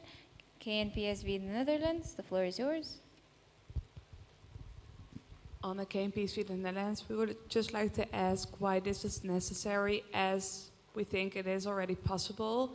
Last year in Istanbul, where the Euros took place, we as KNPSV in the Netherlands already did that. So why do you think it should be written as a motion? Thank you. Thank you. IPF Portugal. Valeria IPF Portugal, we did think this motion should be brought to the GA just to prevent cases as it happened, for example, this year with the World Congress, that on the first time it wasn't provided like a group payment option, so the CPs had some sort of to complain about it, and after that they provided it, but it was just like to be a prevention thing. Thank you. Thank you. KNPSV in the Netherlands, you have a direct. On the KNPSV in the Netherlands, did that mean that some people registered, for example, in the first phase, and some in the second, and some in the third, and you want them, like all phases together, that one delegation can pay in one time? Or do you mean in the delegates from the first registration phase pay at once, and then from the second phase, and then the third phase, if that makes sense? Okay.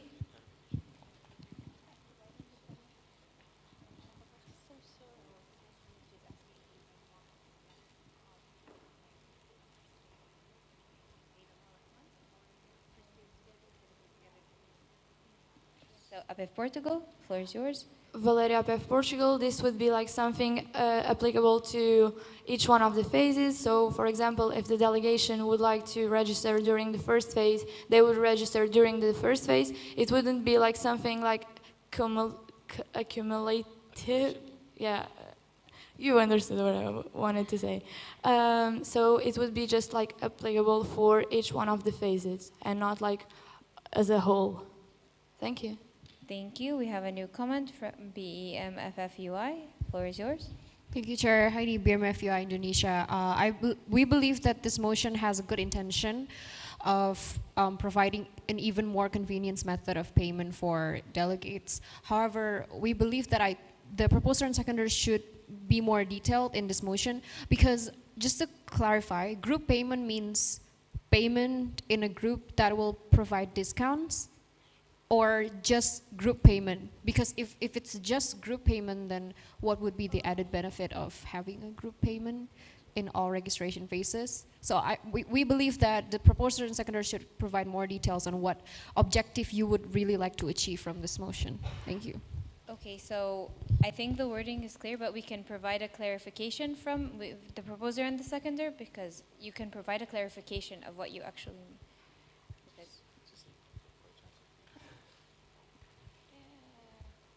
Valera PF Portugal, this motion does not intend to give any sort of discount or promotions to the delegation. It is just because of the fee transfers. For example, instead of each one, like for example, a delegation has three people.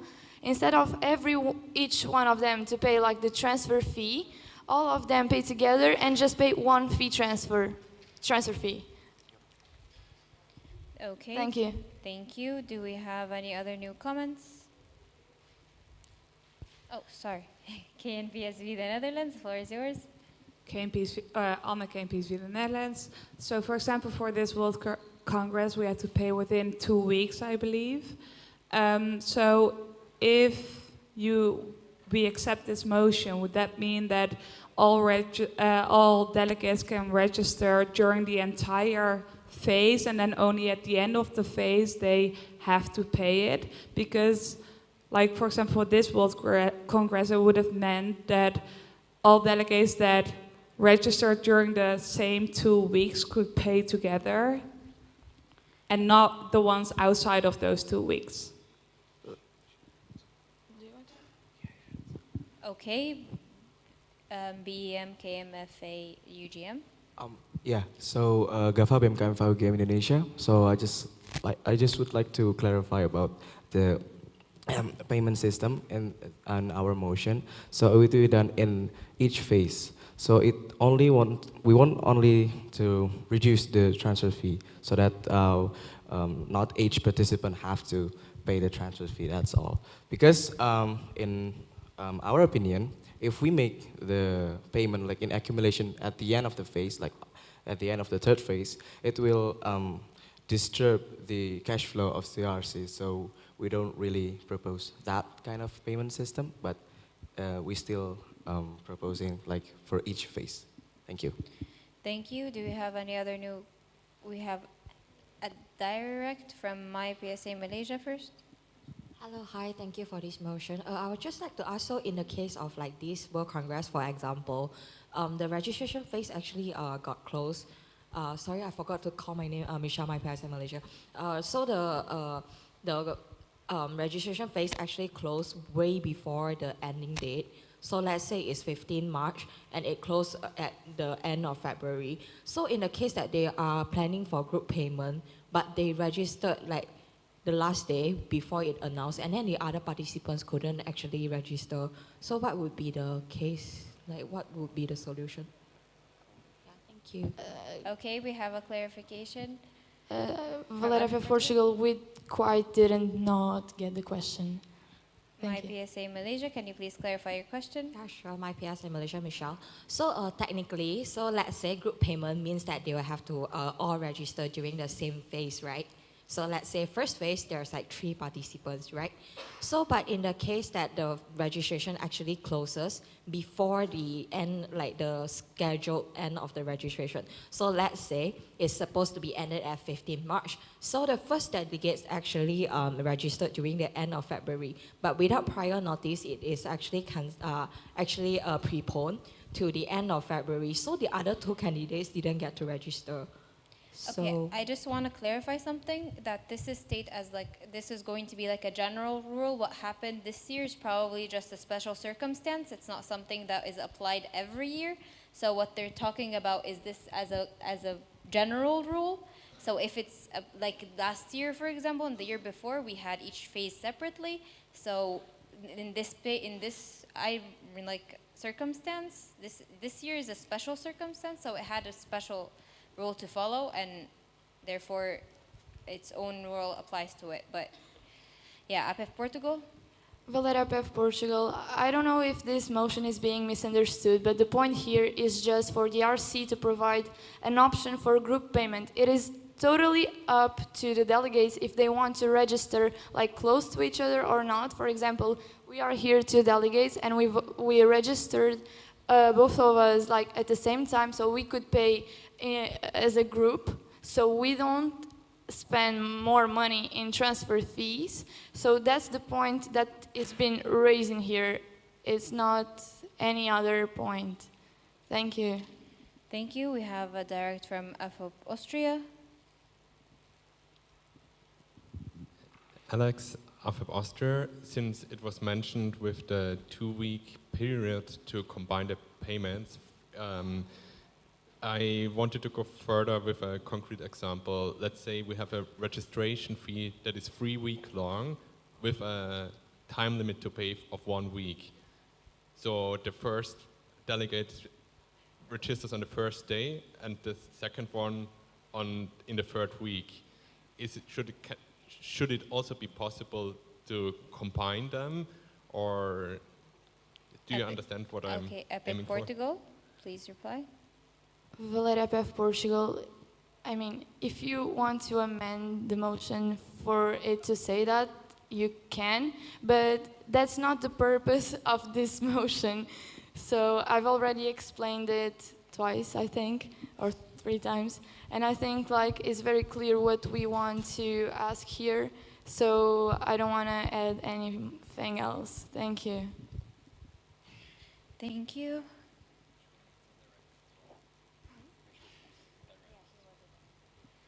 Okay, KNPSV the Netherlands, thank you. So, do we have any other new comments? I see none. We close the floor for discussion and we proceed to voting. All those against? All those abstaining? Motion carried unanimously. Thank you.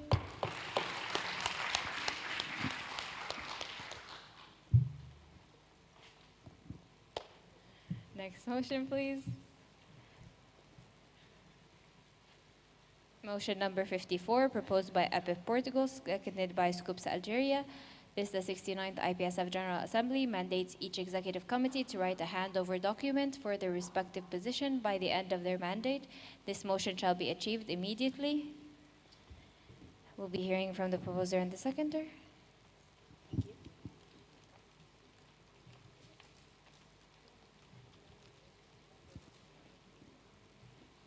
Beatriz IPSF Portugal. Imagine you just got elected to a new role in the executive committee of IPSF, and your predecessor does not give you enough information on what they have been doing. They do not reply to you. They don't answer your questions. We do not think this is something that should be allowed. So we propose this motion here, trying to avoid those situations. Mandating EXCO to write a handover document will allow continuous workflow between mandates and hopefully avoid new EXCO members being left hanging by previous position holders. Thank you. Thank you. We'll be hearing from the seconder. Ayub Scopes Algeria. We seconded this motion because we believe that it will ensure good, efficient, and smooth transition of position, and also reduce the time of adaptation, which will reflect on the workflow of the portfolio. Thank you. Thank you. We will now be opening the floor for discussion.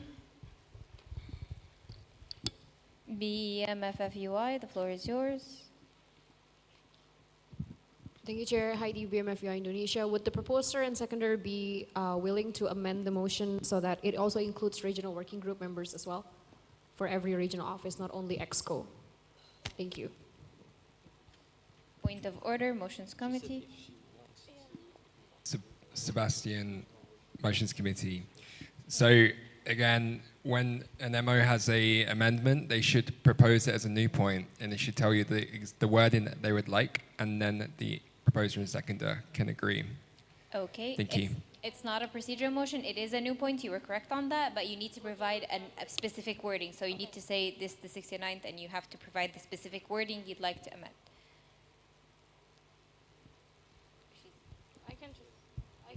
I can just say. Okay, IPSF Portugal. we would like to amend the motion to the 69th IPSF General Assembly mandates each executive committee and regional working group member to write a handover document for their respective position by the end of their mandate. This motion shall be achieved immediately. Thank you. Seconder, approve. I do.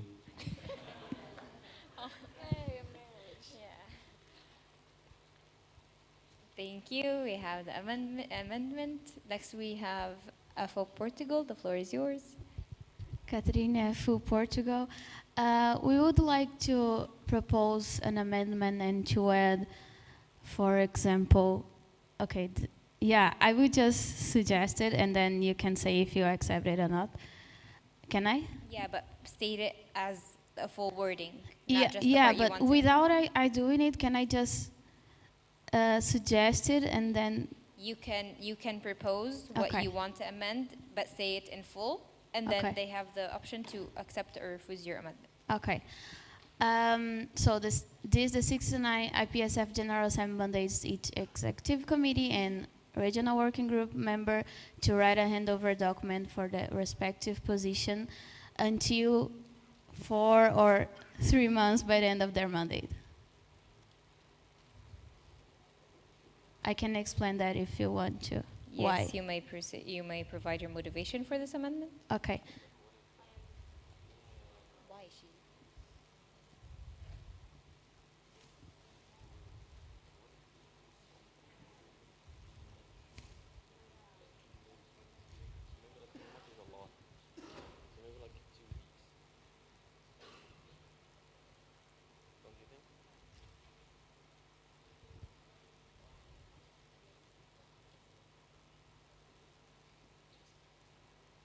Okay, FF Portugal.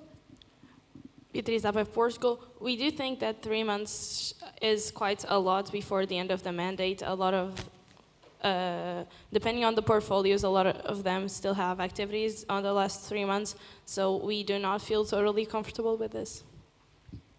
Okay, we have a direct from FF Portugal. Catarina Fu, Portugal. It's just because then on the GA we can ask questions on the report. For example, did this person write the handover guidelines or something like that? Then we can track if this person is doing like what was proposed. And also because of since the mandate started and the other mandate, since the mandate ended, Okay, the other. I'm sorry, Evo, but this isn't a discussion. We haven't opened discussion on the amendment yet, so it's not considered a direct. So we have an amendment to the motion, which is this: the 69th IPSF General Assembly mandates each executive committee and regional working group member to write a handover document and for their respective position until 3 months after the end of their mandate. This motion shall be achieved immediately. We need a seconder on this amendment. Any seconder on this amendment? Since we do not have a seconder on this amendment, it does not pass. Thank you. And next we have FJCPPHA Philippines. Floor is yours. Thank you for the floor, Moises FJCPPHA Philippines. I just would like to ask, if ever these officers were not able to submit the handover document by the end of their mandate, what will happen to them? Are the certificates not going to be released to them or what? Thank you. We have a point of information from IPSF executives. Isaac, President-elect. So as it stands now, we don't automatically give out certificates to people after their mandate. It has to be on request and on assessment from the IPSF Secretary General. So there's no not giving them their certificate in any case. Thank you. We provided a clarification on that. So next we have CAPSI Canada. The floor is yours. Olivier, CAPSI Canada. We would like to amend, so we would like to change it to the 69th IPSF General Assembly mandates each executive committee, regional working group member, and the reception committee to write a handover document for their respective position by the end of their mandate.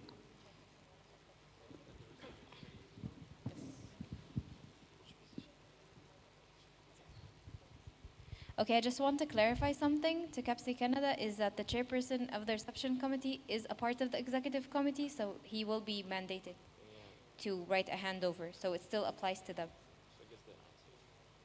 Do you get it? Yes, every RC member or just the chairperson as a whole? Exactly. So it already applies since he's a part of the executive committee. Do we have any other new points? I see none. We close the floor for discussion and we proceed to voting. All those against? All those abstaining? Motion carried unanimously. Thank you.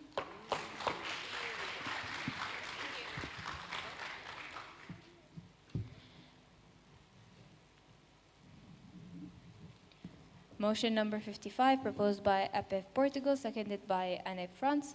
This is the 69th IPSF General Assembly.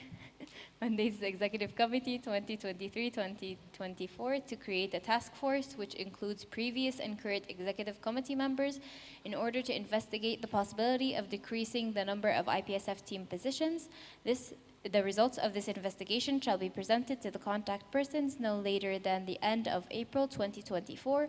This motion shall be achieved immediately and shall not be reviewed once it has been achieved. Can I have the proposer and the seconder, please?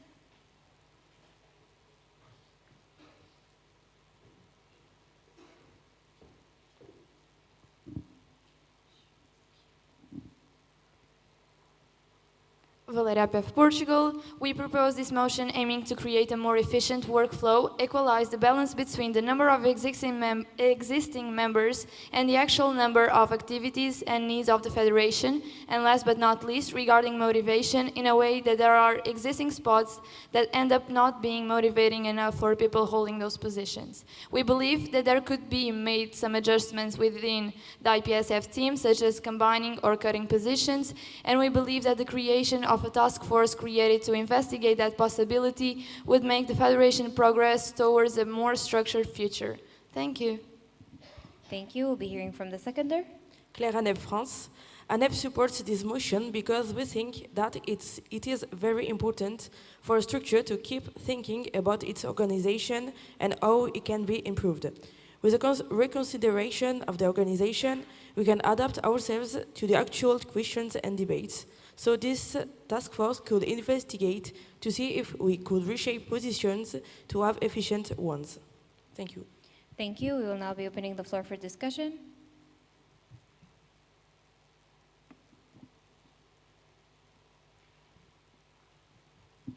We have BPHD Germany. The floor is yours.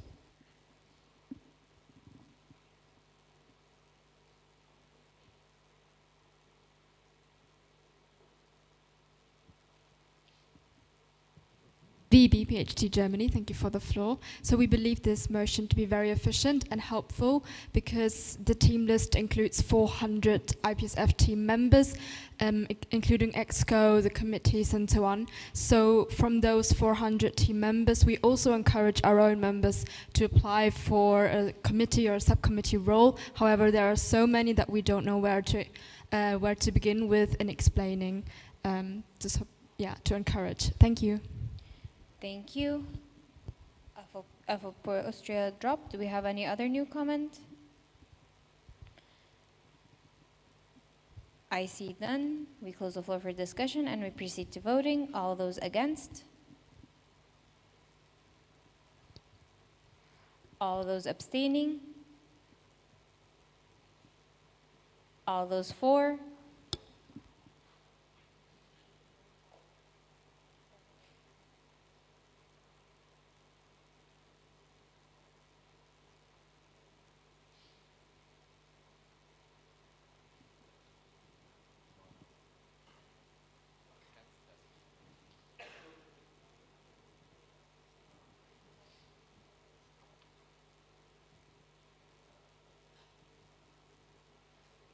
Okay, the voting results are 430 against 1, abstain 0, motion carried. Thank you.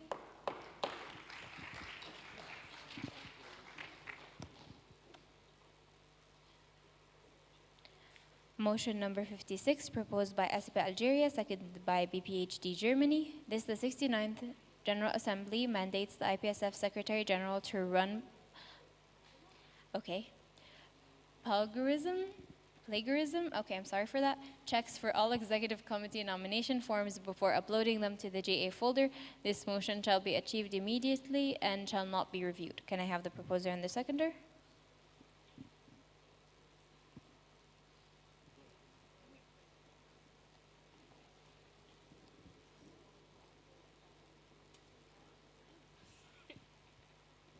I'm signing.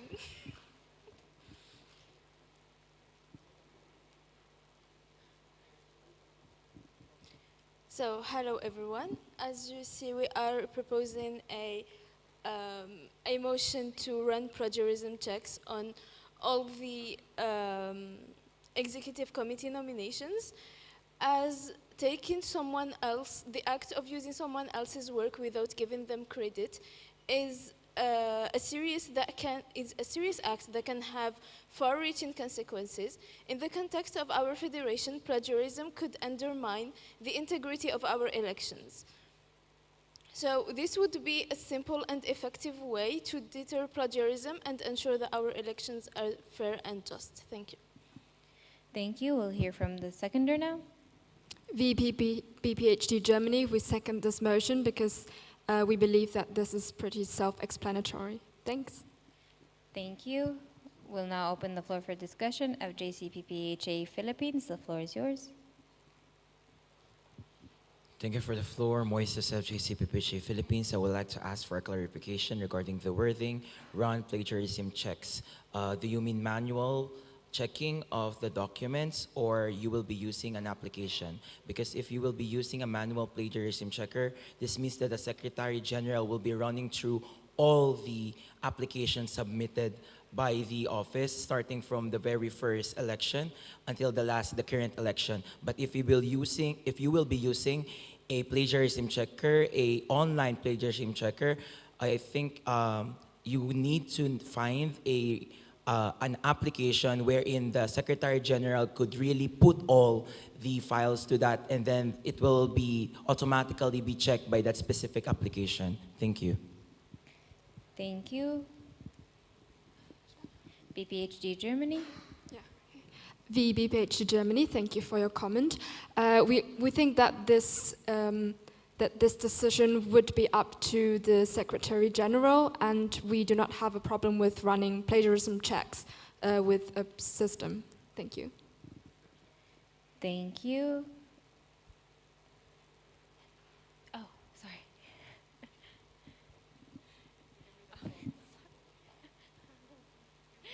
IPSF executives, the floor is yours.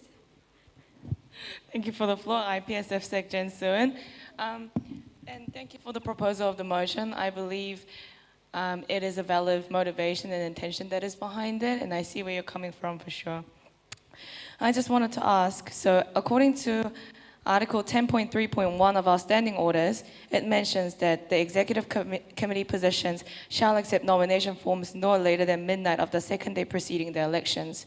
So for this to be upheld, this would mean that I might have to do, sorry, not me, the Secretary General might have to do plagiarism check, maybe manually, within 48 hours when the Secretary General also has to run the GA for the 2 days that it's on. I'm just wondering the logistics of how this is going to work in that case. Thank you.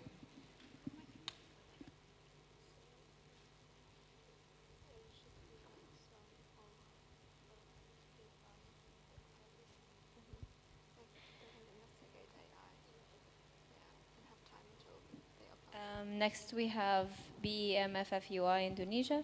The floor is yours. Thank you, It Chair. was a question to that? Okay. She asked. Okay, sorry. I am really about to pass out. Asipa Algeria, please proceed. Thank you. So I think that we should be running an investigation, maybe to find some AI helping tools that could help with the checks, like that could help the Secretary General. Okay. Do you have something? BEMFFUI, the floor is yours. Thank you, Chair. Heidi, BMFUI Indonesia. We would like to provide some suggestions to the motion and several considerations. Number one is that perhaps maybe to not give too much burden to the SecGen, maybe it would be IPSF section and CWC, so that the section can have human resources to help run the plagiarism check. And then number 2, is that allowed? Giving? Yes, That's yeah. allowed. Okay. And then number 2, if you use an online plagiarism checker, there would be like a percentage result of like 80% plagiarism and all that. What would be the minimum acceptable number of percentage for the plagiarism? And if it goes over, is it automatically rejected? Is it up for revision? Or does it go to second round? Like, the other effects. Thank you. Okay, I just want to clarify something. Was this an amendment to the wording, or was this only the question that you had at the end? The question. Okay, please. Asipa Algeria, the floor is yours. Okay, so we think that all the criteria should be up to the Secretary General, and also the most important thing about the plagiarism check is if the nominee repeated the previous like sentences, yes, nomination word by word. Thank you. We have a direct from FOP Austria. The floor is yours. Okay, I'm sorry. IPSF executives have a direct. Thank you for the floor, Isaac, President-elect. So speaking as someone who's a past SecGen, I know what it means to, like, the few hours before GA. It's crazy for the Secretary General. Giving the Secretary General this extra load of task would be next to impossible to achieve. You also have to note that prior to the General Assembly, there's EM3, which the Secretary General has a huge role to play in that EM as well. That being said as well, my question is, what database are we running the plagiarism check against? Is it past application forms that have been submitted, for all 75 years that IPSF has been in existence? Or is it other scholarly articles? Or like, what database are we using? Even if we find the AI tool that you're talking about, what are we gonna reference it against? Thank you. I'm so sorry. Sorry. Okay, so Asipa Algeria, the floor is yours. We think that plagiarism checks should be done with nominations from 5 years before the GA. Sorry? Okay. Next we have a direct from FOP Austria. Alex, AFAB Austria. We opposing are very happy with the vague wording, so it gives more freedom to the Secretary General, and it also does not say if there would be plagiarism, they would not be uploaded or anything.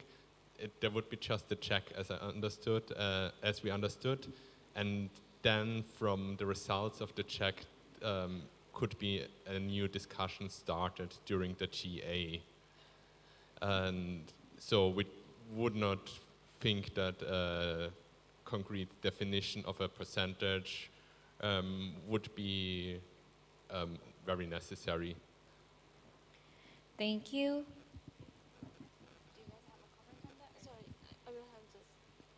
Can you have a time to discuss something?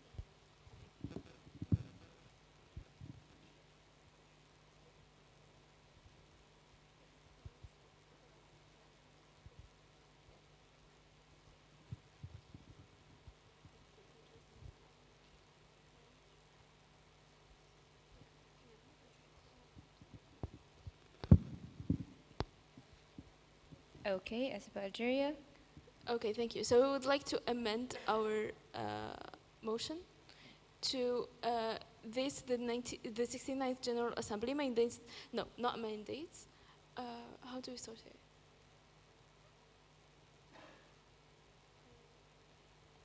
So what we want to say is that if a plagiarism happens, the nominee, if we raise the plagiarism problem during the discussion, the nominee wouldn't be eligible for the position.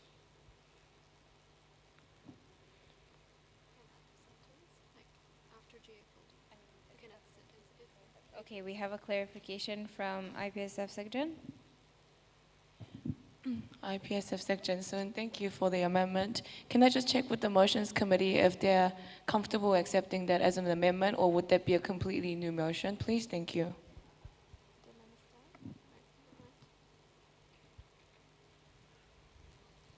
Okay, so what they want to say in this motion would be like during the discussion, if plagiarism is proven, then the nominee gets disqualified. So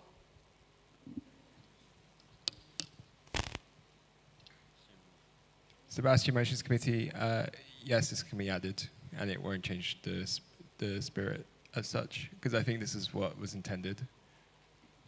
okay. Thank you.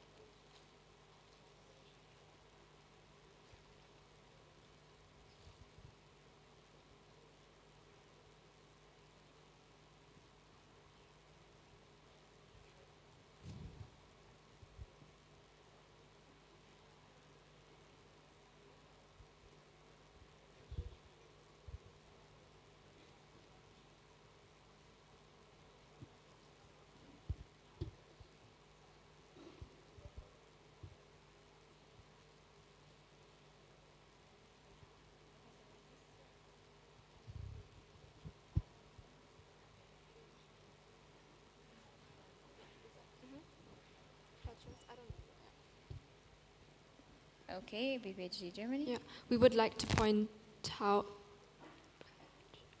Oh no. Okay, so Drop. proposer and seconder approve of this amendment. Okay. KNPSB the Netherlands dropped. Thank you. APHAASP USA. Thank you for the floor, Nikki Chen, APHA ASP USA. Although we agree that plagiarism is unacceptable, certain plagiarism checks that would need to be run, those softwares only check for plagiarism based off of what has been published online and not necessarily with internal documents. So if we're worried about plagiarism to previous documents submitted to IPSF, then essentially the SecGen would, or whoever is handling the plagiarism check would need to upload all of those documents for the plagiarism check to actually work. So that is the only issue that we see with this motion. Thank you.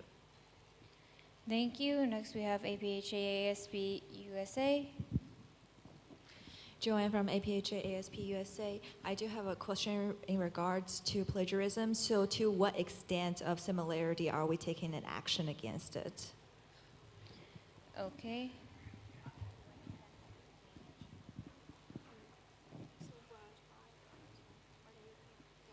Okay, so BPHD Germany. VBPH Germany, thank you for your question. We would perceive word by word plagiarism to be the plagiarism interpreted in this motion. Did this answer your question? Thank you. You don't ask that. Okay. A point of information, IPSF executives. Isaac, President-elect. The way it's worded now, it's at the discretion of the General Assembly in question. So if that General Assembly decides that word for word, or 50%, or 10% is considered, or one line or one word is considered plagiarism, then that's what's the gold standard. Thank you. Thank you. Next point, FJCPPHA Philippines.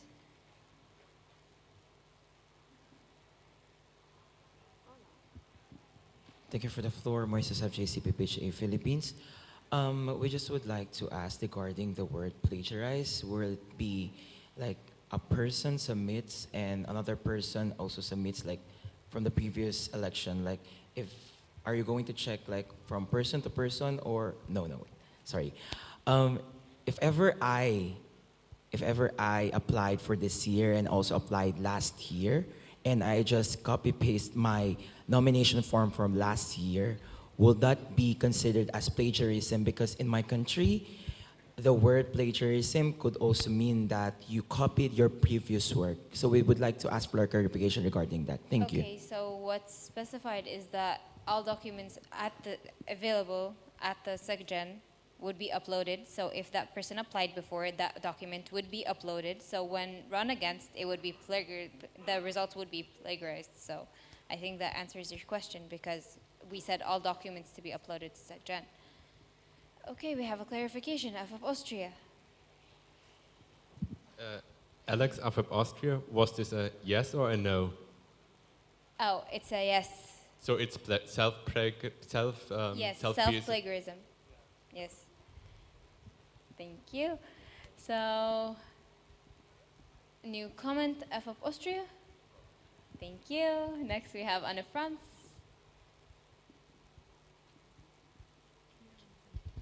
Claire Anne France.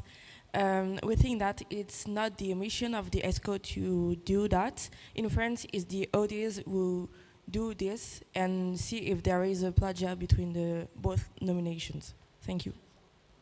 Sorry, do you want me to say it again? Yes. Okay, we think that it's not the ESCO mission to do it.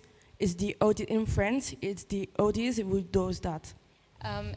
According to Like this new we did. motion, there hasn't been a specified person that's registered to do this. So anyone attending the General Assembly, whether it be official delegates or executives, they're allowed to do the plagiarism. That, like, provide the proof of plagiarism of the candidate. Okay, clear? Okay. Thank you. So we have a new comment of Austria.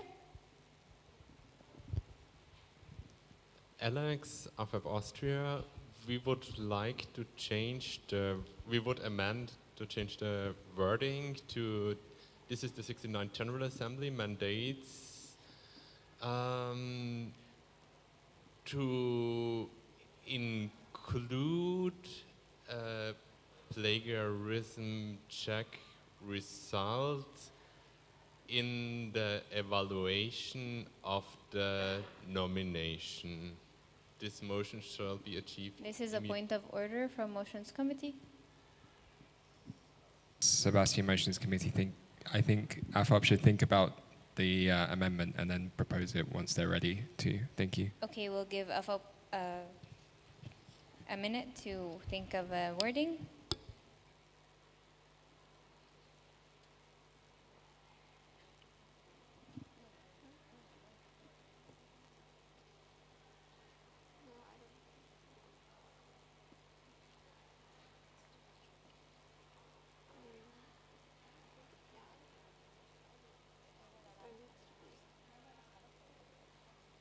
Okay, AFOP Austria, do you have wording ready? Alex, AVEP Austria. The new wording would be, this the 16th General Assembly mandates to add a result of the plagiarism check to the evaluation of the nomination of any executive committee position. This Okay. motion shall be achieved immediately and shall not be reviewed. Okay, do you guys approve this amendment?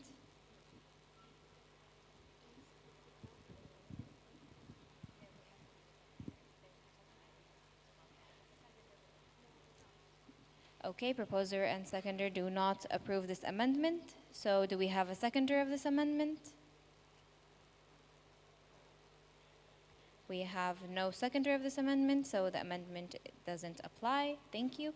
Next, we have FJCPPHA Philippines. Thank you for the floor, Moises FJCPPHA Philippines. We would like to ask for amendment of the motion.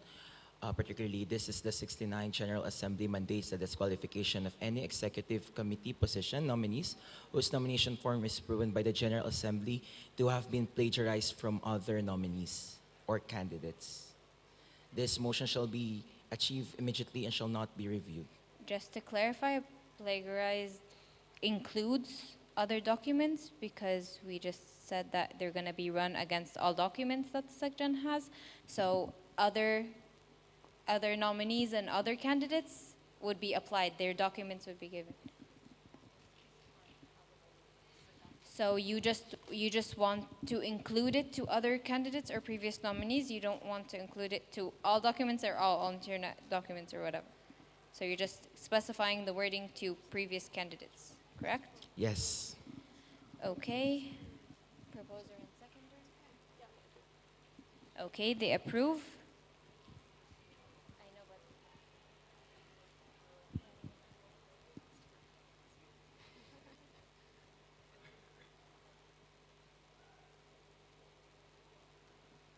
Is this correct?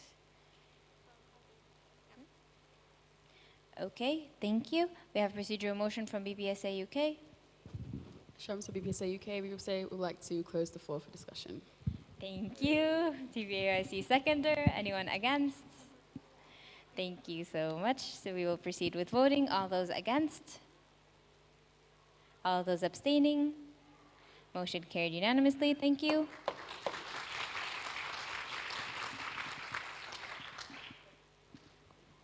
Next motion, please.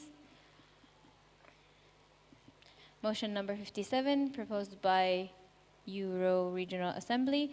This, the 69th IPSF General Assembly, mandates the IPSF Executive Committee to add a finger rule for procedural motion to the list of finger rules for the IPSF General Assembly and IPSF Regional Assemblies. This motion shall be achieved immediately and shall not be reviewed.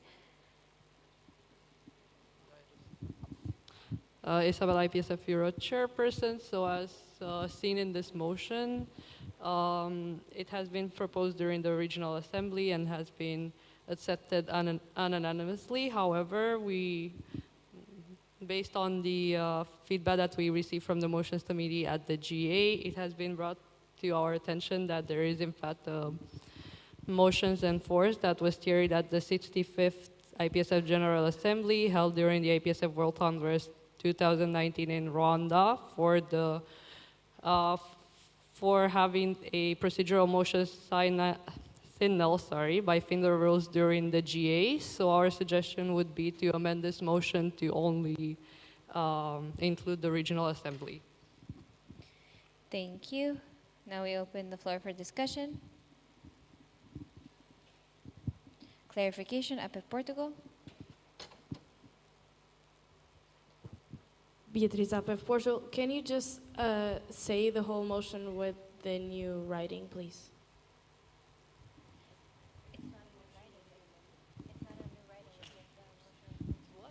So just to clarify, you want her to read the motion in force emotion, correct? No. Then what exactly? Point of order. This, do you want me to read this motion? Did you amend the motion? Point of information. Point of information. Sebastian Motions Committee, because this is coming on behalf of the members of the Euro region, I think what the chairperson of the Euro region is suggesting is that a member makes an amendment to remove any references to General Assembly in this motion.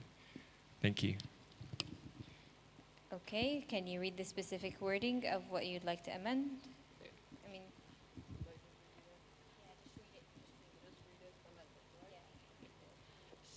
Okay, Isabel IPSF Bureau Chairperson. So the amended version would be this: the 69th IPSF General Assembly mandates the IPSF Executive Committee to add a finger rule for a procedural motion to the list of finger rules for the IPSF regional assemblies.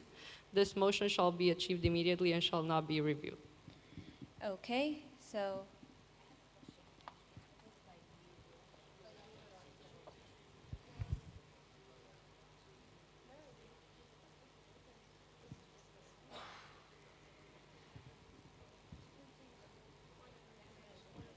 point of order from Motions Committee.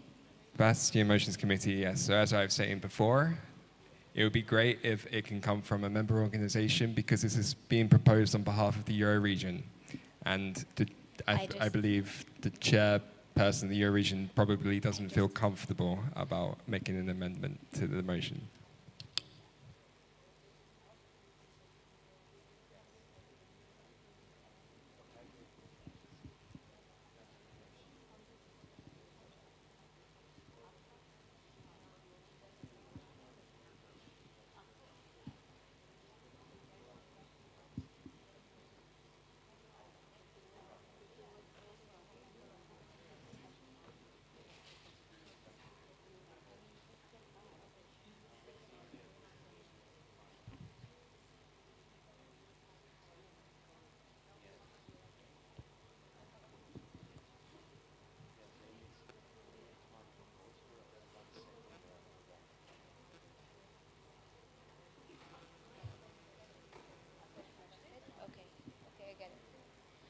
Okay.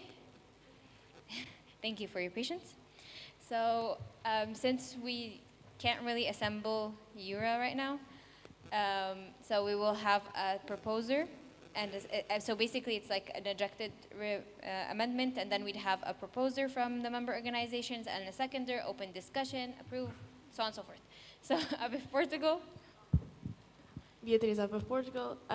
We would like to amend this motion to the 69th IPSF General Assembly mandates the IPSF Executive Committee to add a finger rule for a procedural motion to the list of finger rules for the IPSF Regional Assemblies. This motion shall be achieved immediately and shall not be reviewed. Okay, seconder of Austria. Open the floor for discussion. I see no new comments, so I close the floor for discussion and we proceed to voting. All those against? All those abstaining? Amendment approved. Thank you. Okay. Okay, so now we will be going back to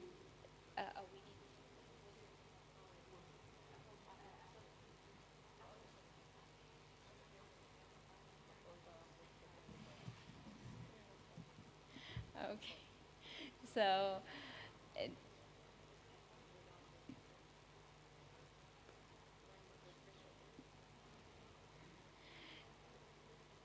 okay, so we're back to this next motion, which be motion 58 proposed by, wait, what?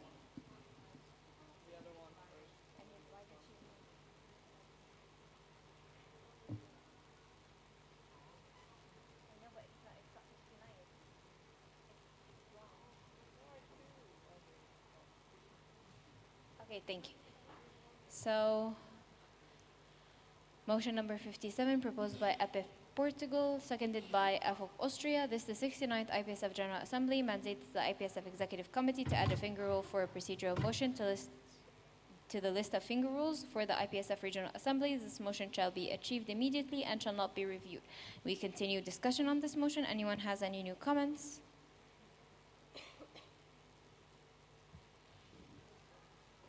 I see no new comments. We proceed to voting. All those against?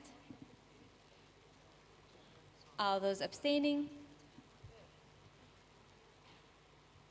Motion carried unanimously. Thank you.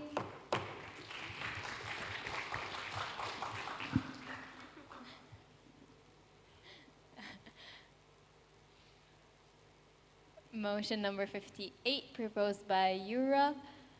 This is 69th IPSF General Assembly mandates the IPSF Executive Committee to review and amend the existing financial template for the IPSF events. Once amendments are made, the document shall be shared with IPSF member organizations for suggestions before final implementation. This motion shall be achieved by the end of the first quarter of the upcoming mandate. Ms. Isabella? Isabella, IPSF Bureau Chairperson. So, as the motion reads out, this was proposed to us during the regional assembly, and we received feedback from the proposer and the seconder of this motion that the current existing financial templates can be a bit difficult to understand, and this motion proposed to make the financial documents more comprehensive and easier to understand. The overall feedback from the rest of the full members present at the regional assembly was quite similar, and this motion aims to provide more reflection and understanding in the financial area, and also could help with other differences that might arise by having a difficult to understand template for IPSF events. And again, this motion has been voted on unanimously during the regional assembly. Thank you. Now we open the floor for discussion.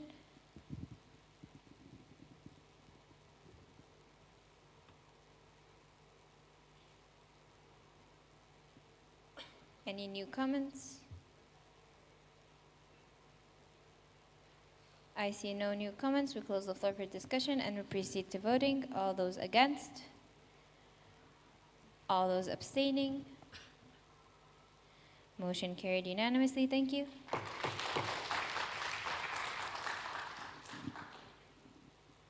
Motion number 59, proposed by Yura.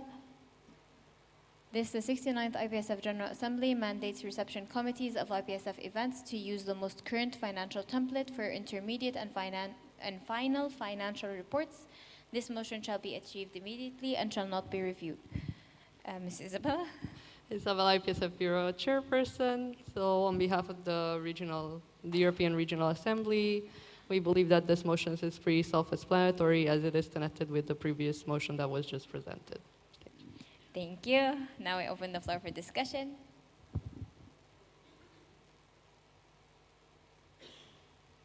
Any new comments? No new comments. We close the floor for discussion and we proceed to voting. All those against? All those abstaining? Motion carried unanimously. Thank you.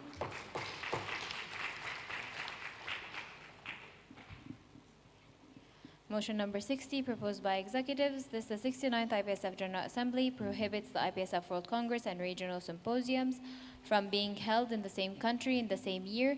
This motion shall be achieved immediately and shall not be reviewed. IPSF executives. Ryan, IPSF President, we have noticed that from the last year we had an issue with both World Congress and the regional symposium being held in Turkey, which resulted at some point of the cancellation of the World Congress. This year as well, we have noticed low attendance from the APRO region because APPS was held as well in Indonesia, which makes it hard for those member organizations from that region to go to the same country twice during late July and August, and also makes it hard for the RC to split the pool of sponsors in that country. This is the motivation behind putting this motion forward. Thank you. Thank you. Now we open the floor for discussion. AFOP Austria, the floor is yours.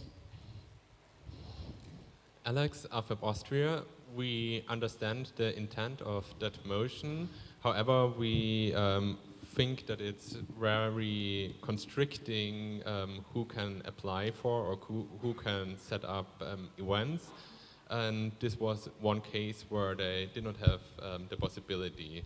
But we believe that in different countries that are of sufficient size with sufficient members, should be possible also that from different parts of the country they can hold two separate events.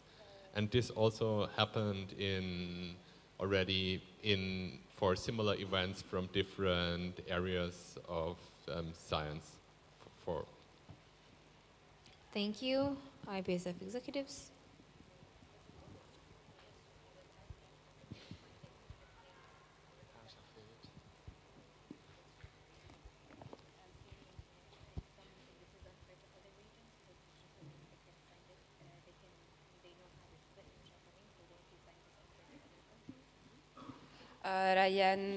Ryan, IPSF president.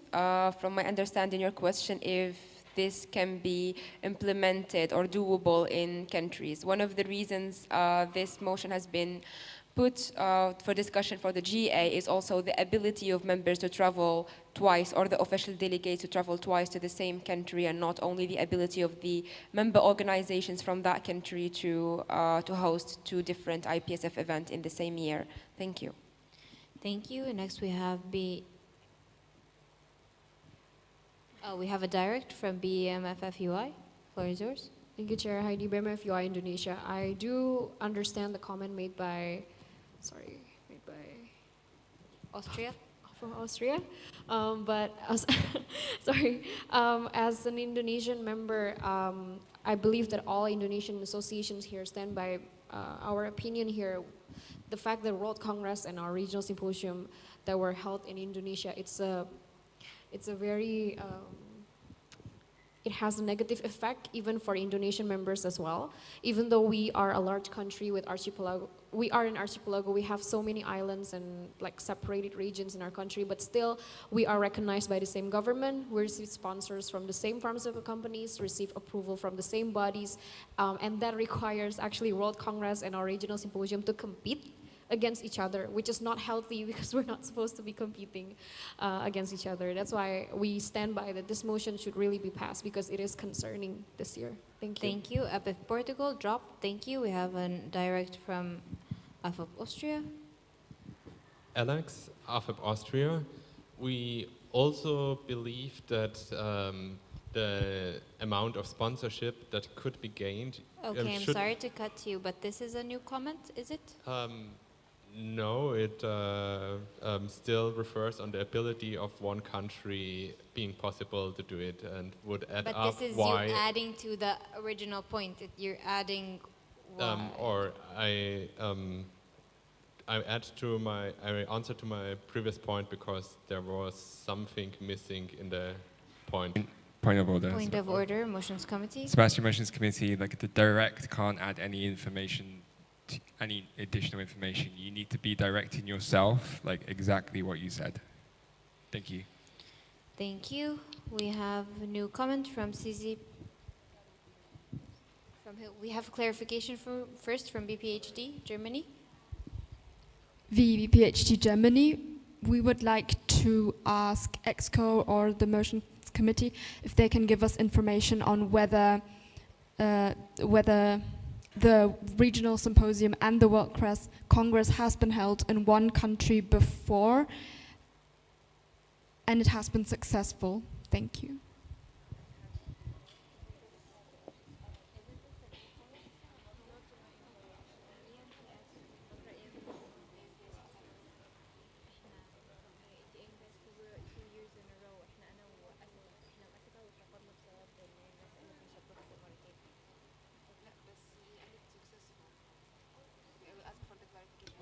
Okay, so we need a clarification.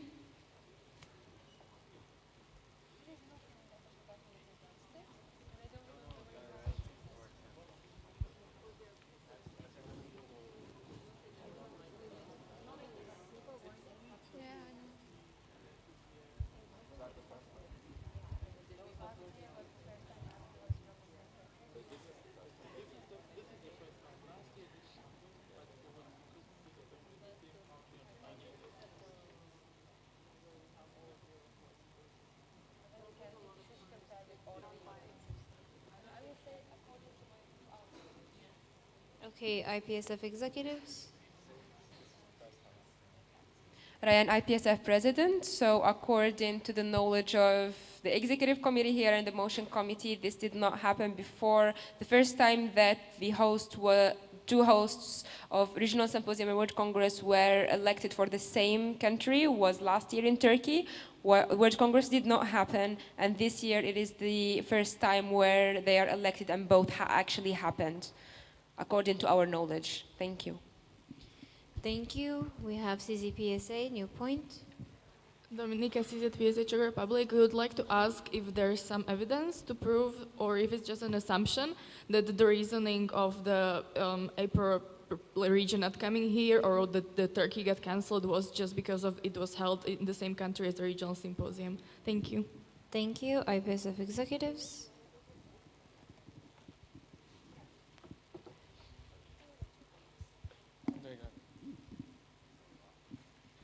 Bill, IPSF April chairperson. So we did receive feedback from members that they would not like to go to the same country twice, or even if not the actual World Congress or Regional Symposium, they didn't want to go to the post-Congress tour twice. So that also affected other parts of the event. Thank you.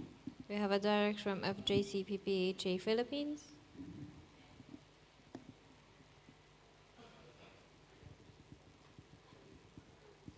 We have a direct from FJCPPHA Philippines.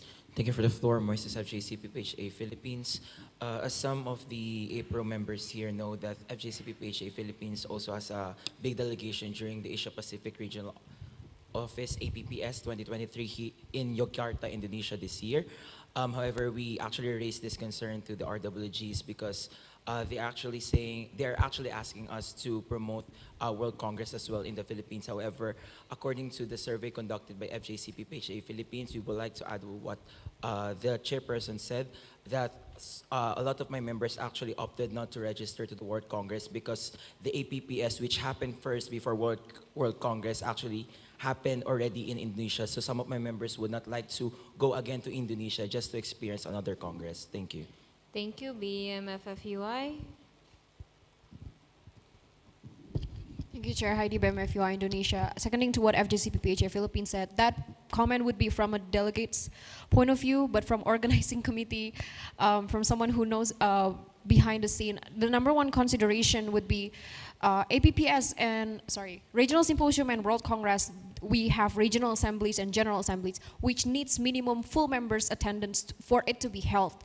And one of the dangers that we faced this year was that our full members cannot come to, April full members cannot even come to the regional assembly, and we were afraid that the RA itself cannot be held because the full members, they simply didn't want to come because of this situation in the first place. And number two would be really trying to gain funds for sponsorships, because when we approach a certain company, the company's reply was, oh, we're already sponsoring World Congress, so we don't want to sponsor you in Yogyakarta, and that was quite disheartening for the reception committee as well. Thank you. Thank you. We have a new comment from Anne France. Drop. Thank you. Of Austria, new comment. Alex, AFEP Austria, we believe it is still not necessary to prohibit countries to have the regional one and the World Congress in the same year, in the same country, because people might think about the lack of sponsorship, which could already be raised when they present the financial plans, and would then prohibit them by the GA by not bidding on those event locations, and also having the same country twice, which could lead to some members not going there because they cannot enter the country twice a year, or even are not allowed to enter that country at all, is also a point that could be raised during the voting for the World Congress. So there is, in our opinion, no need to prohibit it in the first place. Okay, thank you. We next have APEF Portugal. The floor is yours.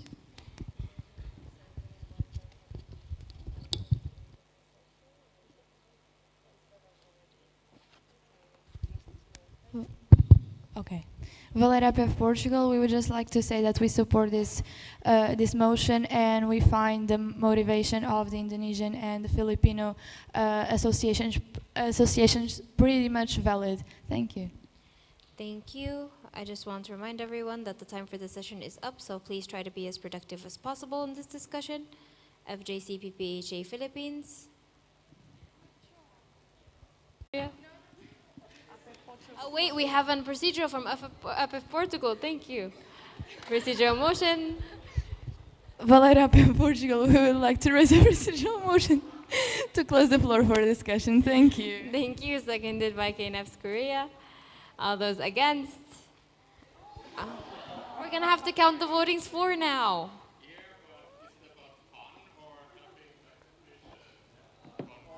Oh. Okay. So, all those for.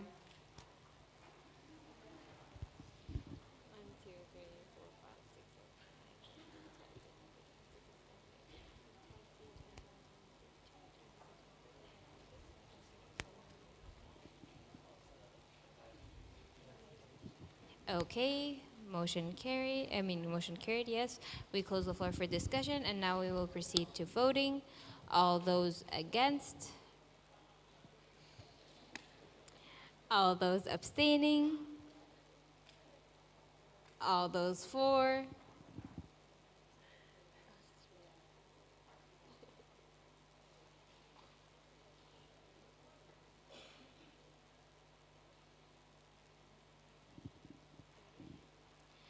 Okay.